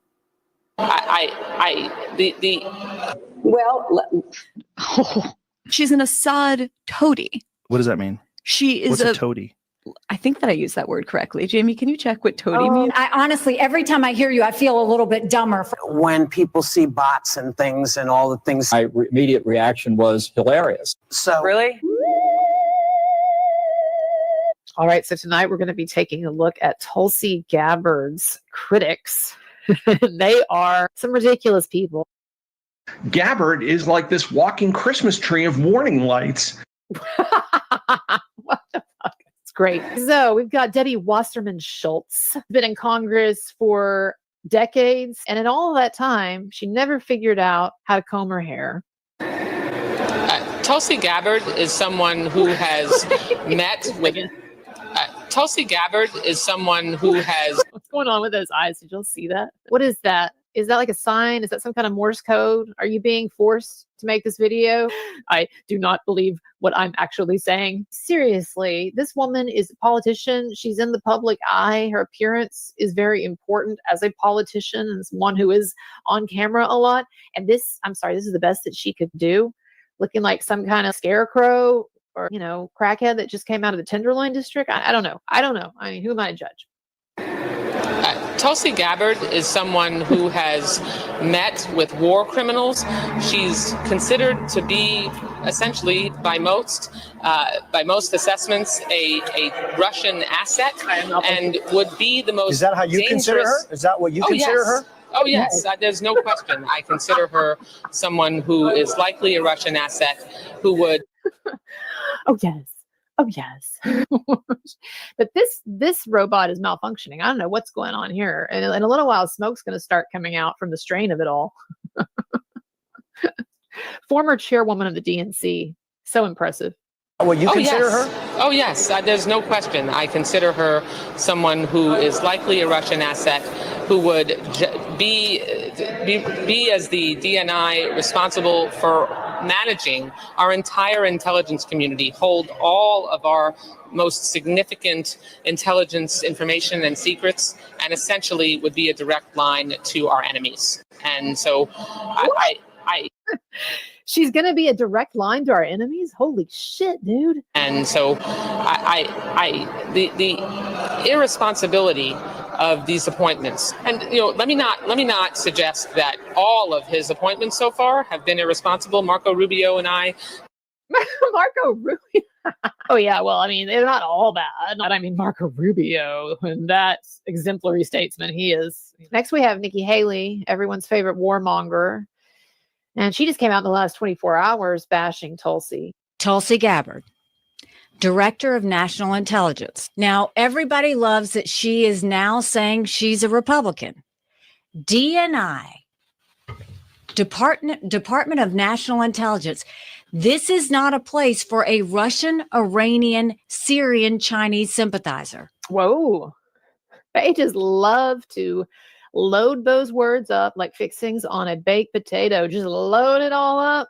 We don't care if it's bullshit or makes sense or it's accurate. But I think that Haley, her real issue with Tulsi is that Tulsi comes across cool, calm, and collected. I've served as a member of Congress now for almost 7 years, receiving high-level national security and intelligence briefings, serving on the Foreign Affairs Committee, the Armed Services Committee, the Homeland Security Committee, working to ensure the safety and security of the people of this country. By the way, let me just say, that is a hell of a lot of shit that Tulsi Gabbard has done. If anyone in our government really seriously thought that she was some kind of Russian asset or dictator's pawn, she wouldn't be doing all of that high-level shit, and she wouldn't still be a commissioned lieutenant colonel in the reserves.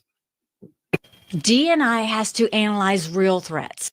Oh, now here back to Nikki Haley. We have to analyze real threats. Well, do you know what to Nikki Haley is an existential threat to our country? It's TikTok.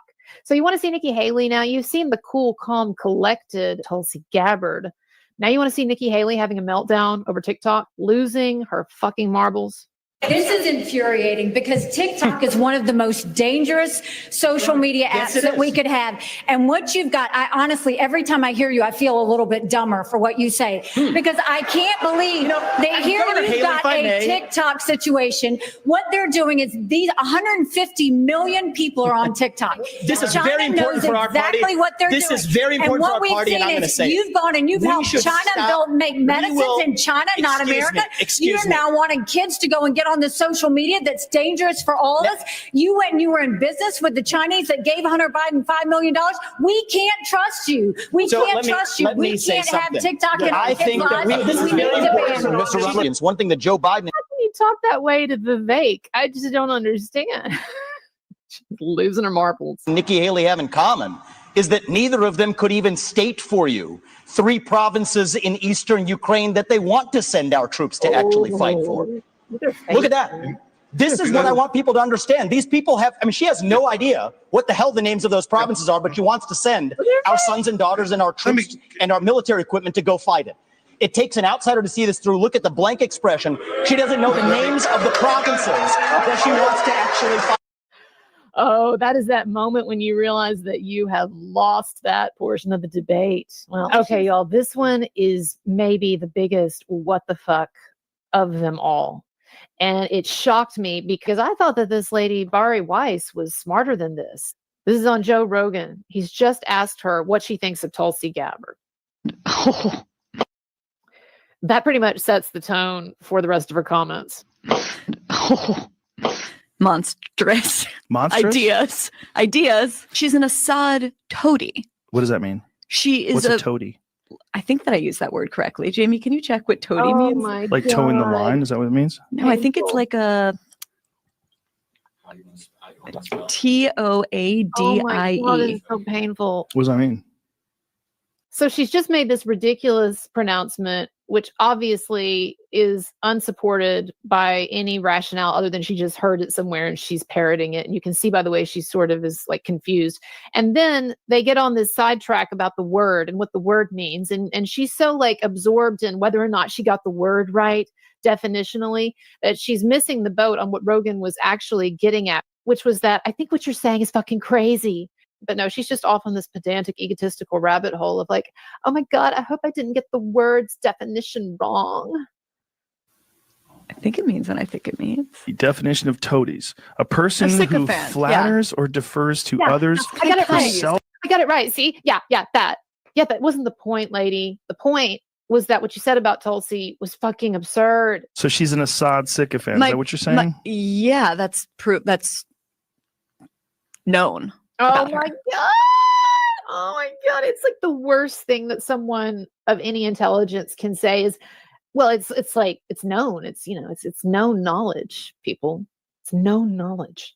I don't have to explain it. It's self-evident or a priori, if you will. This is sad. This is really sad. She should get this thing scrubbed from the fucking internet. Like, what did she say that We have to look. qualifies I her? don't remember the details. We I've read probably it. should say that before we say that about her. We should probably read it rather. Rogan. Well, I have read it. No, I mean, we should right now. Oh, yeah. Okay. Just so we know what she said. Look up I've had her Tulsi on here Gabbard. before. Look and up I really Tul- enjoyed talking to her. I like her a lot. Okay, Are you serious? I'm sorry. I forgot to. Here's what happened, Joe. Is like actually, I didn't know we were going to be talking about Tulsi, and I forgot to read her entry on Wikipedia. So if you could just get Jamie to pull up her Wikipedia, so I can read it really quick, and then I'll know what's going on. Okay.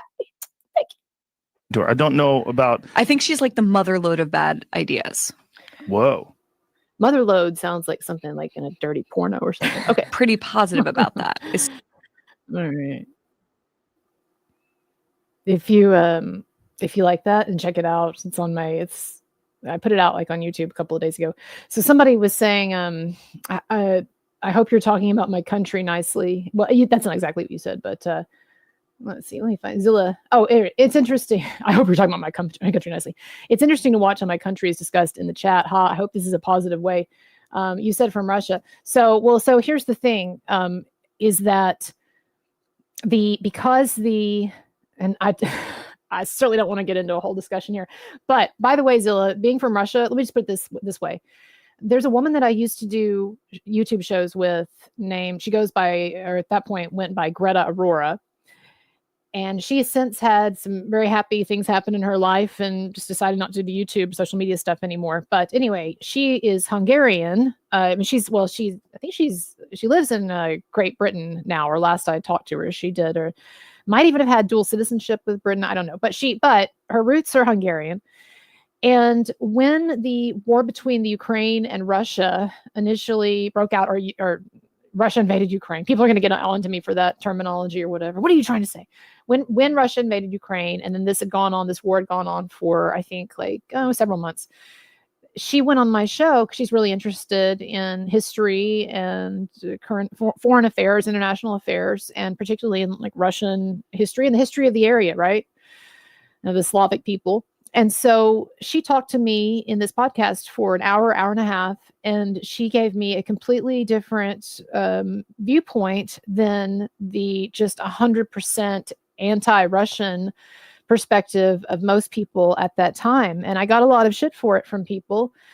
And no, she was not saying that that Ukraine should have been invaded or it was right or whatever, but trying to bring nuance to the situation and also giving the Russian perspective or the perspective that Putin actually gave in the interview he did with Tucker Carlson.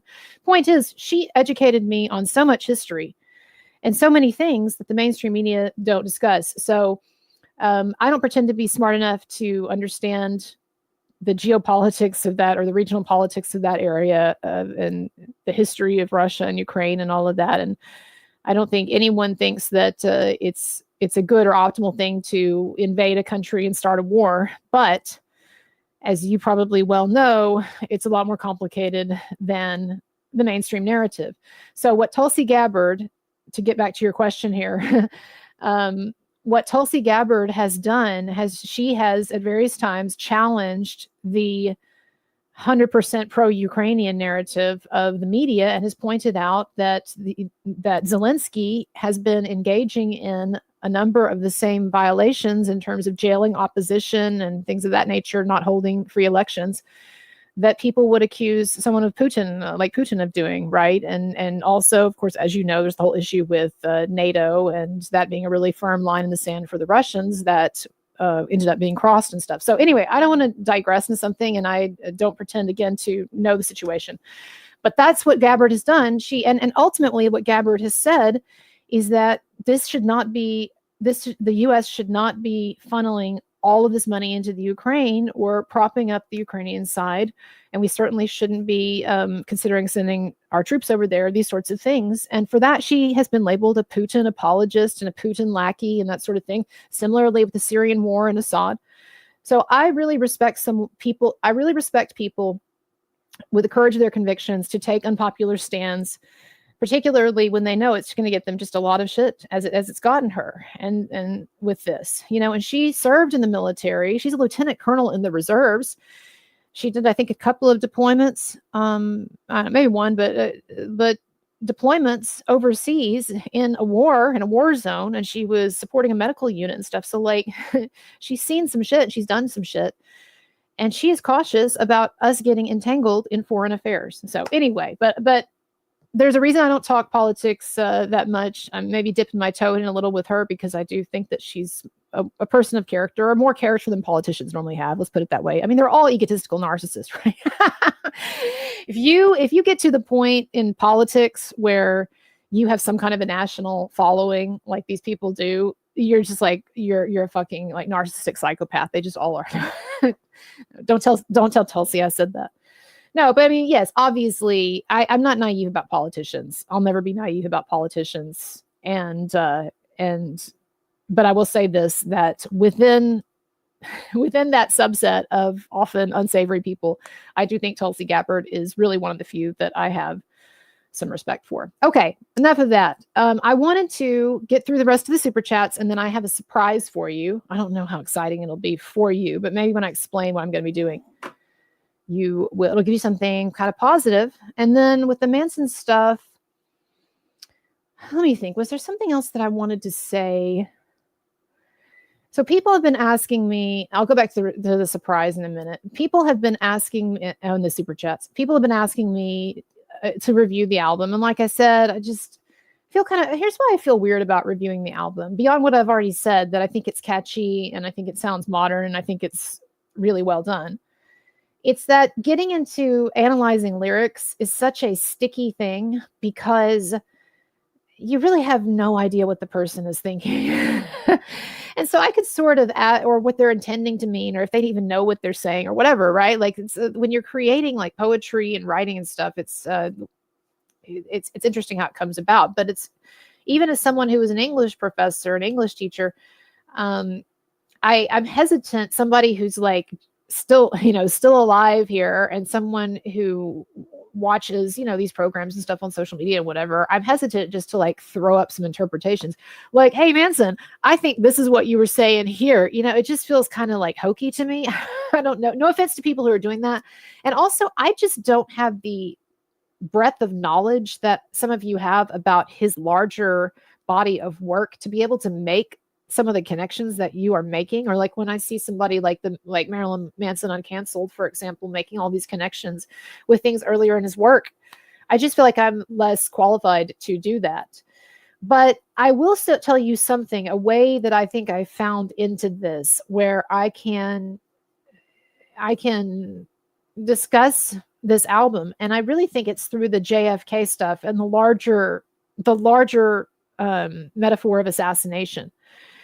And so, because that's something that I'm interested in and have been, and I think I can really relate to that. And so maybe the way to do this is to think about that for me to do this on my channel, if I want to do like basically an analysis or conversation or review of the album, is to sort of look at that overarching theme or idea and its resonance with earlier work he's done, because I know it's been addressed in other works, and he had that music video, and then also like how I think that perhaps that translates into like each individual song and the lyrics of that in connection with that larger sort of umbrella of a larger metaphor, a larger historical inspiration. I don't know.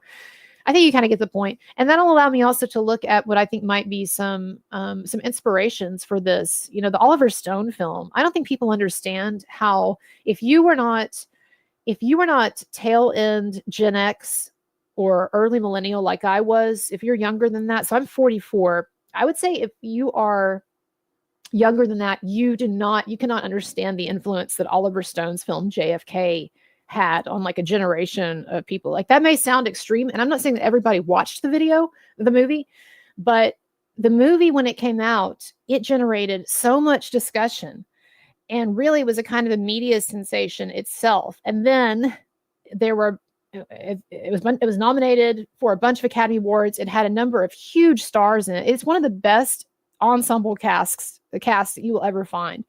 JFK the movie, and don't worry, I'm coming back to Manson stuff. JFK the movie, it's got these actors in it. So Kevin Costner, Gary Oldman, John Candy, Tommy Lee Jones, Kevin Bacon, Walter Matthau, Sissy Spacek, the guy from The Walking Dead, what's his name? Michael Rooker, Joe Pesci, like many others that I'm forgetting about. But anyway, this thing was just packed to the gills with all of these stars doing character work, basically, in this 3-hour movie that was all about this JFK conspiracy theory. And some of the movie was bullshit, and some of it was true, and some of it maybe something in between. I don't know, but it's a brilliant, brilliant conspiracy film. And even if you don't buy everything it's selling to you, it's also, I think, a really brilliant piece of historical fiction, because even though maybe certain things, certain liberties are being taken with truth here and there, but the larger historical palette, it's very informative. You learn a lot if you're paying attention about history through this film. But anyway, this was a big fucking film. And also at the time, like, now nobody cares about the JFK assassination. Let me put it this way. One of the things that I think 9/11 did was it pushed the JFK assassination out as like the biggest thing that had happened in American history. And so 9/11 was my generation's JFK. But before, I was in college when 9/11 happened. But before 9/11, a lot of us heard about the JFK assassination a whole lot, and there were all these documentaries about it. It's something that our parents would talk about too. So like, I see Manson's dad perhaps as being similar to mine in a number of ways, in the respect that they were both Vietnam veterans, both boomer generation, a small town environment, and so forth, and a certain kind of like sort of masculine guy, right? With a certain kind of charm, sort of maybe a little slippery charm or whatever, right? And so, where was I going with that? I just completely lost my train of thought. What was I talking about there? Oh, JFK. So my dad and like his generation and like other dads like him were really interested in the JFK assassination. It's just people just don't find it interesting now because other stuff has pushed it away and so much time has now happened. But even though I was not alive, certainly when the JFK assassination happened, nor was Manson, we inherited, I really think, this really, really strong interest in it as a real event, and also as something symbolic and metaphorical and just powerful to the imagination. I don't know how to put it any other way. So anyway, I'd like to kind of get into that, look at that in a film, and then look at the album through that lens and stuff. And I actually had this idea. Y'all tell me if this is crazy, okay? So Dallas is not too far from me, and Dealey Plaza, where Kennedy was killed, it's a plaza. It's kind of an open area, right? And there's a grassy knoll, all that sort of stuff, right? But you apparently don't have to have a permit to go. Like, there's like vendors who go there and they like hawk their conspiracy like books and stuff like that. And like people go like tour guides and try to pick up people to take their JFK tours, and there's a JFK assassination museum that's now in the Texas School Book Depository, where I think you can actually see the view that Oswald would have had if he had been the shooter, or whoever was the shooter. One of the shooters might have had. Anyway, doesn't that sound great, exciting? But I thought, wouldn't it be interesting to do a Marilyn Manson album outdoor listening party on the grassy knoll, and I'll just like set up just like the other people like trying to sell their, their books or whatever, or their conspiracy pamphlets. I'll just have a little table there and like a sign, and I'll just have like a speaker or something, and I'll just play some of Manson's music on the grassy knoll, and then I'll just talk to people about it as they come by, and just, I don't know. It seems like there'd be some potential for some kind of comedic interactions there. Anyways. All right, let me look at super chats, and then I'm going to tell you all the surprise. Benny Ford. Oh no, we already got that. Thank you for that, Benny Ford. I'm going to check my my PayPal too in a moment. E-hacker. Oh, we already got that too. Where'd it go? I saw a new one. Jocelyn. That's it. We are all Russian spies now. Oh yeah, referring to the political video from earlier.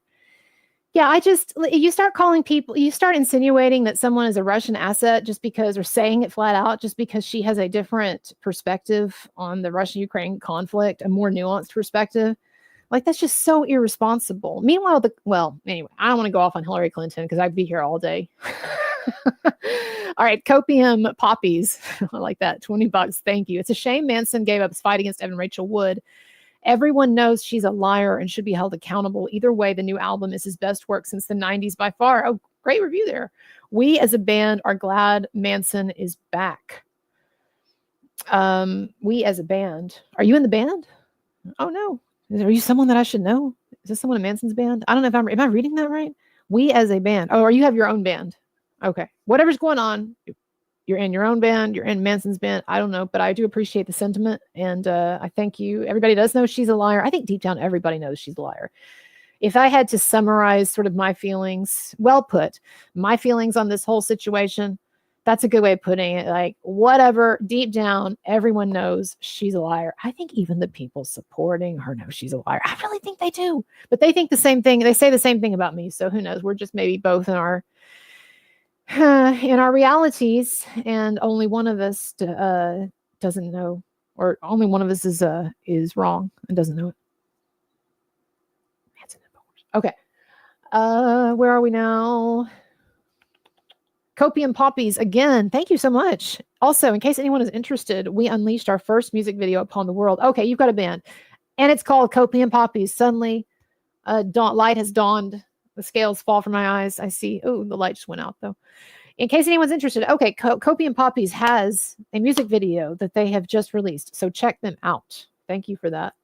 If you buy a super chat, I will certainly promote your stuff. No problem doing that.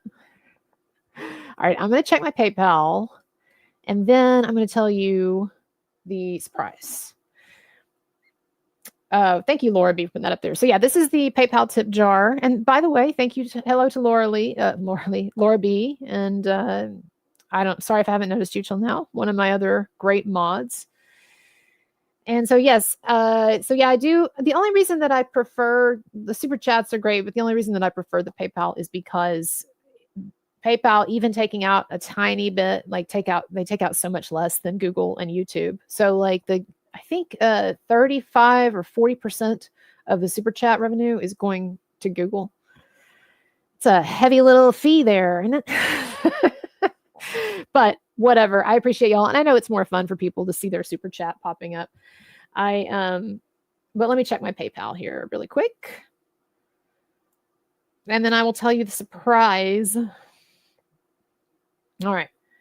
So here's the deal, y'all. I'm going to, and by the way, here's your reward for sticking with me, 122 people who are still up right now. I am going to Monterrey, Mexico this weekend to see Marilyn Manson perform at that festival. And of course, Limp Bizkit and everybody else who's on that list. But yeah, I'm going to see Marilyn Manson perform. And it's one of those things that it's coming at a crazy time because it's Thanksgiving week and there's a lot going on, at home and work and all of that, as all of you have, right?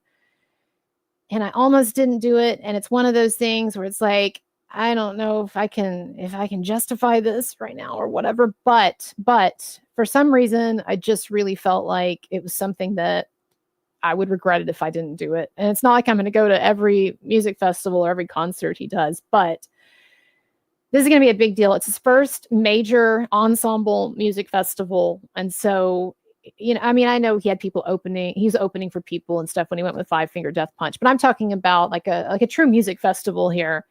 And he's going to be there with some big names, Limp Bizkit being one of the main ones. And so it's in Mexico. And I have heard from people that the Mexican fandom is just so like crazy in love with Marilyn Manson. Like there's such big fans over there in Mexico in particular.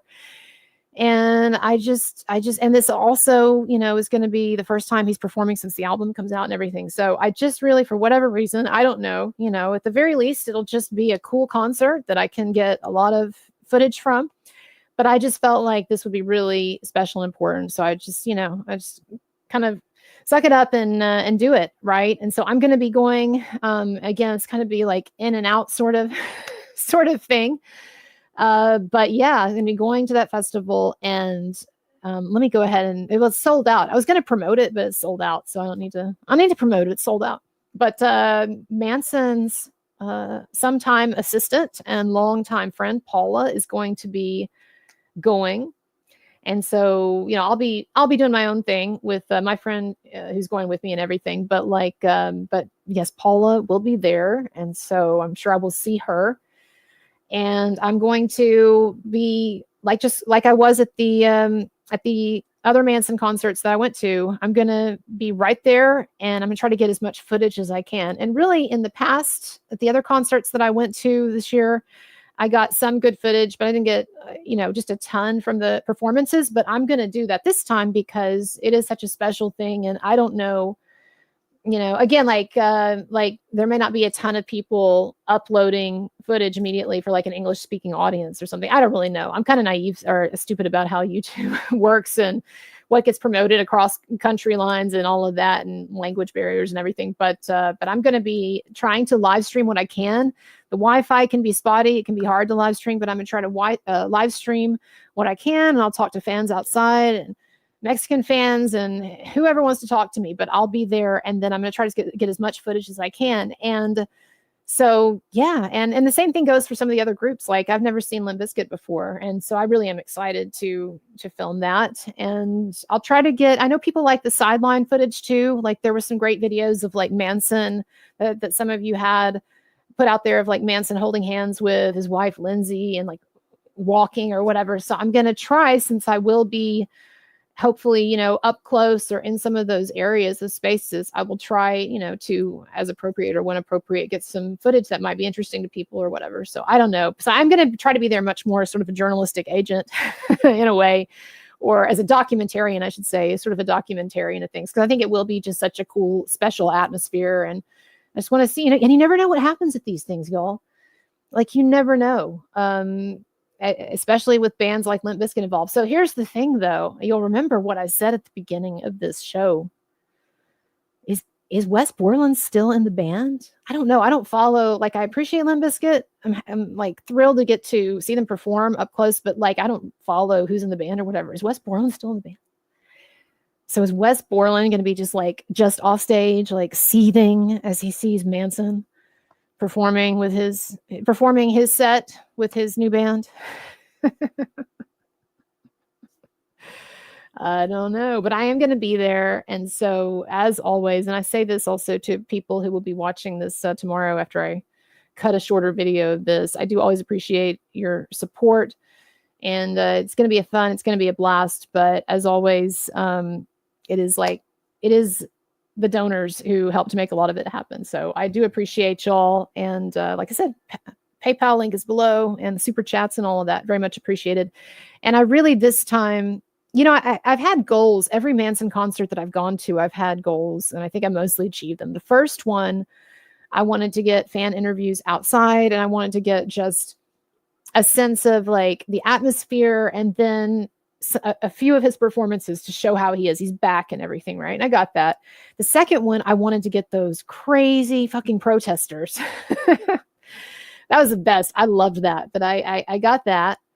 And then the third one, my mom was with me. And so like there was sort of like the funny aspect or the sweet aspect of bringing my mom and of getting some of that footage of her at her first, my fundamentalist Christian Southern Baptist mom at her first Manson concert, her first rock concert, period. Her first, maybe her first concert ever. I don't know, but that was interesting to get that. And to get some more footage of Manson performing. But this is just, to me, it's just going to be such a cool environment in so many ways. And so I'm just going to be really attuned in this to anything that the viewers, I think, might like, and also any like surprises or whatever that might happen. So anyway, expect that to be coming your way on my various platforms. And I also want to say, before I get back to the super chats and the conversation here, I also want to say, if you don't subscribe to my Instagram, I don't want to make anyone get Instagram who doesn't already have it. One more app. What a social media addiction, right? But I do post. I tend to post on there more than Facebook. I tend to post on there more than YouTube. So if you are on Instagram, you should look for Colonel Kurtz 99, because that platform, for various reasons I won't get into, it's sort of more lends itself to the very casual, impromptu posting. And YouTube, for reasons I won't get into, not quite so much, although I will be streaming on YouTube and posting stuff regularly. So anyway, all right. Appreciate y'all. But that's something that I'm excited about, and I feel really like lucky to be able to do that. And I hope I get some good footage, and we'll see, right? But it's very exciting. He's back, and he's doing a major festival with a major lineup. Copium, thank you again. You said our singer saw Manson at the Tacoma headlining show. Epic performance. Hopefully he comes through, or for a headlining tour now that the album is out. I would definitely expect there to be additional tours soon, and additional shows and lineups in the spring and into next year. I would definitely, I would expect that. That's the sense that I get. So he's revitalized. Oh, I know what I wanted to say. This makes me remember. Also, in just thinking about how Manson has been handling things in terms of the struggle that he's been in the last several years, and what's happened today. Also keep in mind, and I want to bring this up too, in terms of like people, there were some, I think most people have really loved the album, but like with anything, there are some people who have been disappointed, and that's totally legitimate and expected and what have you, right? And valid. But one thing I really wanted to emphasize, and I said this the other day on Facebook, is that, we should also keep in mind, or the people who are disappointed, and again, I think it's first rate and it did what it needed to do exactly, and more.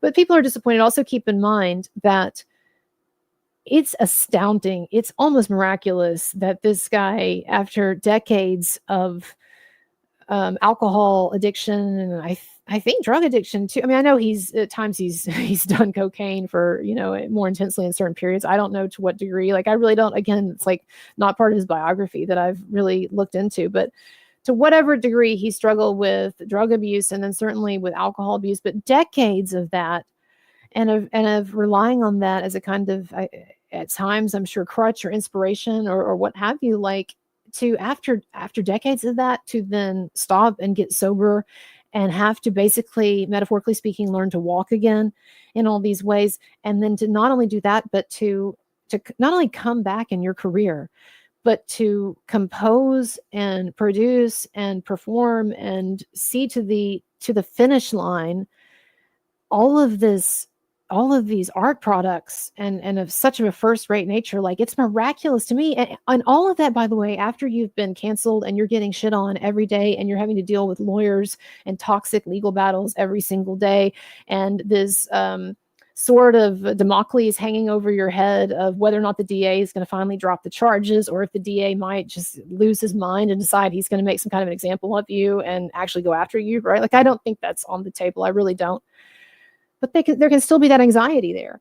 And so imagine having all of that on your head, all of that, and being able to do what he's done. So I also try to keep that in mind as well, as like, okay, maybe there are some of you who are like, you don't think it's as good as Antichrist Superstar, or whatever your favorite album was, but things are looking up. They're definitely looking up. And I would say that even today, even with the disappointment and frustration or whatever, of Evan Rachel Wood lovers being able to gloat for a little while, yeah, let them gloat. Here's the thing about others' opinions. They don't really exist because people, first of all, they're sort of in the mind and then out of mind. Most people don't even care. But over time, these people who have all these opinions, we're all going to die. We're all going to be dead soon, right? Like Mike Tyson. And right now, I'll show you this thing in a minute with Mike Tyson, if you don't know what I'm talking about. Some of you have seen it. He's talking to this girl and he's like being like a downer, but saying true things. But anyway, my point is though, like these opinions we have, like they're ephemeral, just like our lives are. And I try to remind myself of that when someone is saying something I don't like, or they're bugging me or they're pissing me off. And then I'm like, what does this even really mean? What does it mean that I'm being pissed off? I'm having some kind of a nerve agitation or some kind of a biochemical response in the brain to something they're saying that actually like doesn't even matter, and that they're going to die anyway. And it's like it will have never been. Like all of this is just ephemeral nothingness that we're in. And you can be depressed about that. Sometimes it is depressing, but it's also kind of freeing, because once you see that, then you see how others' opinions, by and large, they really are also just sort of existenceless in a way. I don't know if that helps. I did a whole video on this one time on my philosophy playlist. You can find it if that sounds interesting. But that having been said, did y'all see that Mike Tyson thing? Kill like a minute or two showing this to you. I don't know. I put it on my Twitter, I think. Hold on a second. Let me try to find it. It's just funny. You know, I like really depressing humor, and I, at times will post things on my pages like antinatalist Reddit board chats and stuff that really piss people off, or we're like, all this dark, depressing, what have you. But Mike Tyson, I don't know if you saw this, but he did an interview, I guess after the fight, or maybe it was before the fight, but he did an interview with this young girl. Looked like she had to have been a teenager. It couldn't have been, I don't think, any younger. She could maybe like late teens, early 20s. I don't know. It's hard to tell. But she was really sweet, great attitude, really excited about it. And you could see that she was like, she was asking him what she thought probably was a deep question about his legacy. What kind of a legacy do you want to leave here? I just need to find it. It's just funnier if you see it. If some of you have already seen it, but it reminds me of the stuff though that I say sometimes in my channel. And I'm like, yeah, I mean it, but it also, I know how it comes across. It's funny. Okay, where is it? Oh, here we go. I found it. Let me just switch over to Twitter.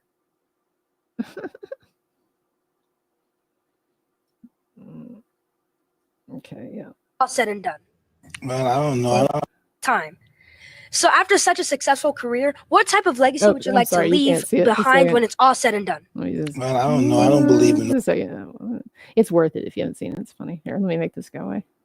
That's good enough. Okay, so I'm going to play this now. Time. So after such a successful career, what type of legacy would you like to leave behind when it's all said and done? Man, I don't know. I don't believe in the word legacy. I just think that's another word for ego. Legacy doesn't mean nothing. That's just some word everybody grabbed onto. Someone said that word and everyone grabbed on the word, so now it's used every 5 seconds. It means absolutely nothing to me. I'm just passing through. I'm going to die, and it's going to be over. Who cares about legacy after that? What a big ego. I'm going to die. I want people to think that I'm this, I'm great. No, we're nothing. We're just dead. We're dust. We're absolutely nothing. Our legacy is nothing. Well, thank you so much for sharing that. That is something that I have not heard before, someone say that as an answer. So thank you so much for giving me that kind of idea as well. Can you really imagine somebody say, I want my legacy to be this way when I get dead? Why do you want somebody you think somebody really wants to think about you? What's the audacity? I think I want people to think about me when I'm gone. Who the fuck cares about me when I'm gone? Well, my kids, maybe, grandkids. Yeah, true. And again, thank you so much for sharing that. And I also have a gift monument. Oh, that's funny. I actually didn't put the slaps in there, but I'm glad you like them. The video, I didn't do the video. I just put the caption about depression on there, so it kind of made it my own a little bit there. But what I think is super funny too is that at a certain point, I don't know if you noticed the first time around or whatever, I played this several times, but at a certain point, the conversation drops off. It gets to like a natural conclusion. And then he picks it up again. He's like, "Did you ever notice how?" And he just keeps going. She was a good sport though, but that's funny. Oh man. So there's a whole live stream that I did. If you like that one snippet of Mike Tyson, there's a whole like 2-hour live stream that I did basically in that vein. It's entitled the most depressing live stream. No, a truly depressing live stream. It's filled with hard, dark truths or versions of truth, perhaps. But anyway, you check that out if you thought that was interesting, the Tyson thing. So Tony Marie, thank you again, Antonson, for your support. As always, I appreciate you. She's been watching a long time. Very much appreciated. But yeah, Vanessa, the slaps are funny. Jocelyn says regarding the lawsuit, it's going to cost millions, and he's in the middle of a major comeback. It will be years and millions before that gets resolved. He did the smart thing. Yeah, so it would have cost a lot to stay in this. And then again, like, there's still there are crazy women suing him, with just ridiculous cases. There's that Bianca Kine, Elaine lady that completely changed her story from when she talked about it on an 1.5-hour podcast. And then the other one, the assistant, Ashley Walters, who claims all these repressed memories that just suddenly came back to her when, basically Evan Rachel Wood reminded her or started her campaign. Ashley Walters, the one who admits that she got wasted and stole Manson's car, took it without authorization and wrecked it and got a DUI. Like, that's even part of her lawsuit. That's what I think is hilarious, is that she and someone else, was it Esme Bianco, right, who was with her? Like, they both acknowledged in their lawsuits that they took Manson's car without authorization and they got drunk and they wrecked it. And Ashley Walters got a DUI. Like, that's in their own lawsuit. That's how bad. That's how ridiculous and these people are. This kind of material, like, it's in their own lawsuit. And she wonders why Manson fired her. That's such a mystery, dude. How can he fire such a great employee? It's baffling, mind-boggling.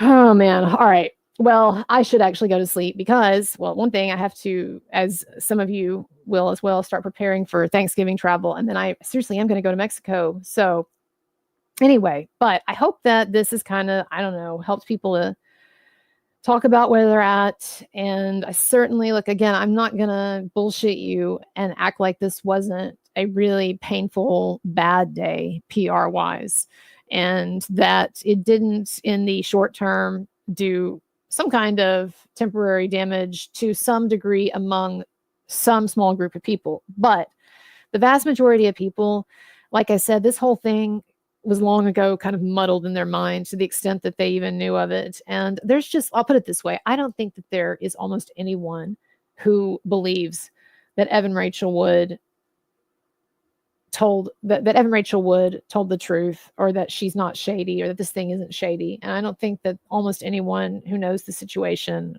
or has heard about it is convinced that Manson is just this evil guy. That used to be, I think, more of a dominant opinion, but there's been too much that's seeped out, and part of it due to the legal process, part of it due to his lawsuit. And so to that extent, as people have pointed out, it was effective in that it got the word out on Evan Rachel Wood and a lot of her shadiness and all these things that have come to light and have by and large penetrated the mainstream media to some degree, and will continue to be out there. And then also things we put out there as well in response.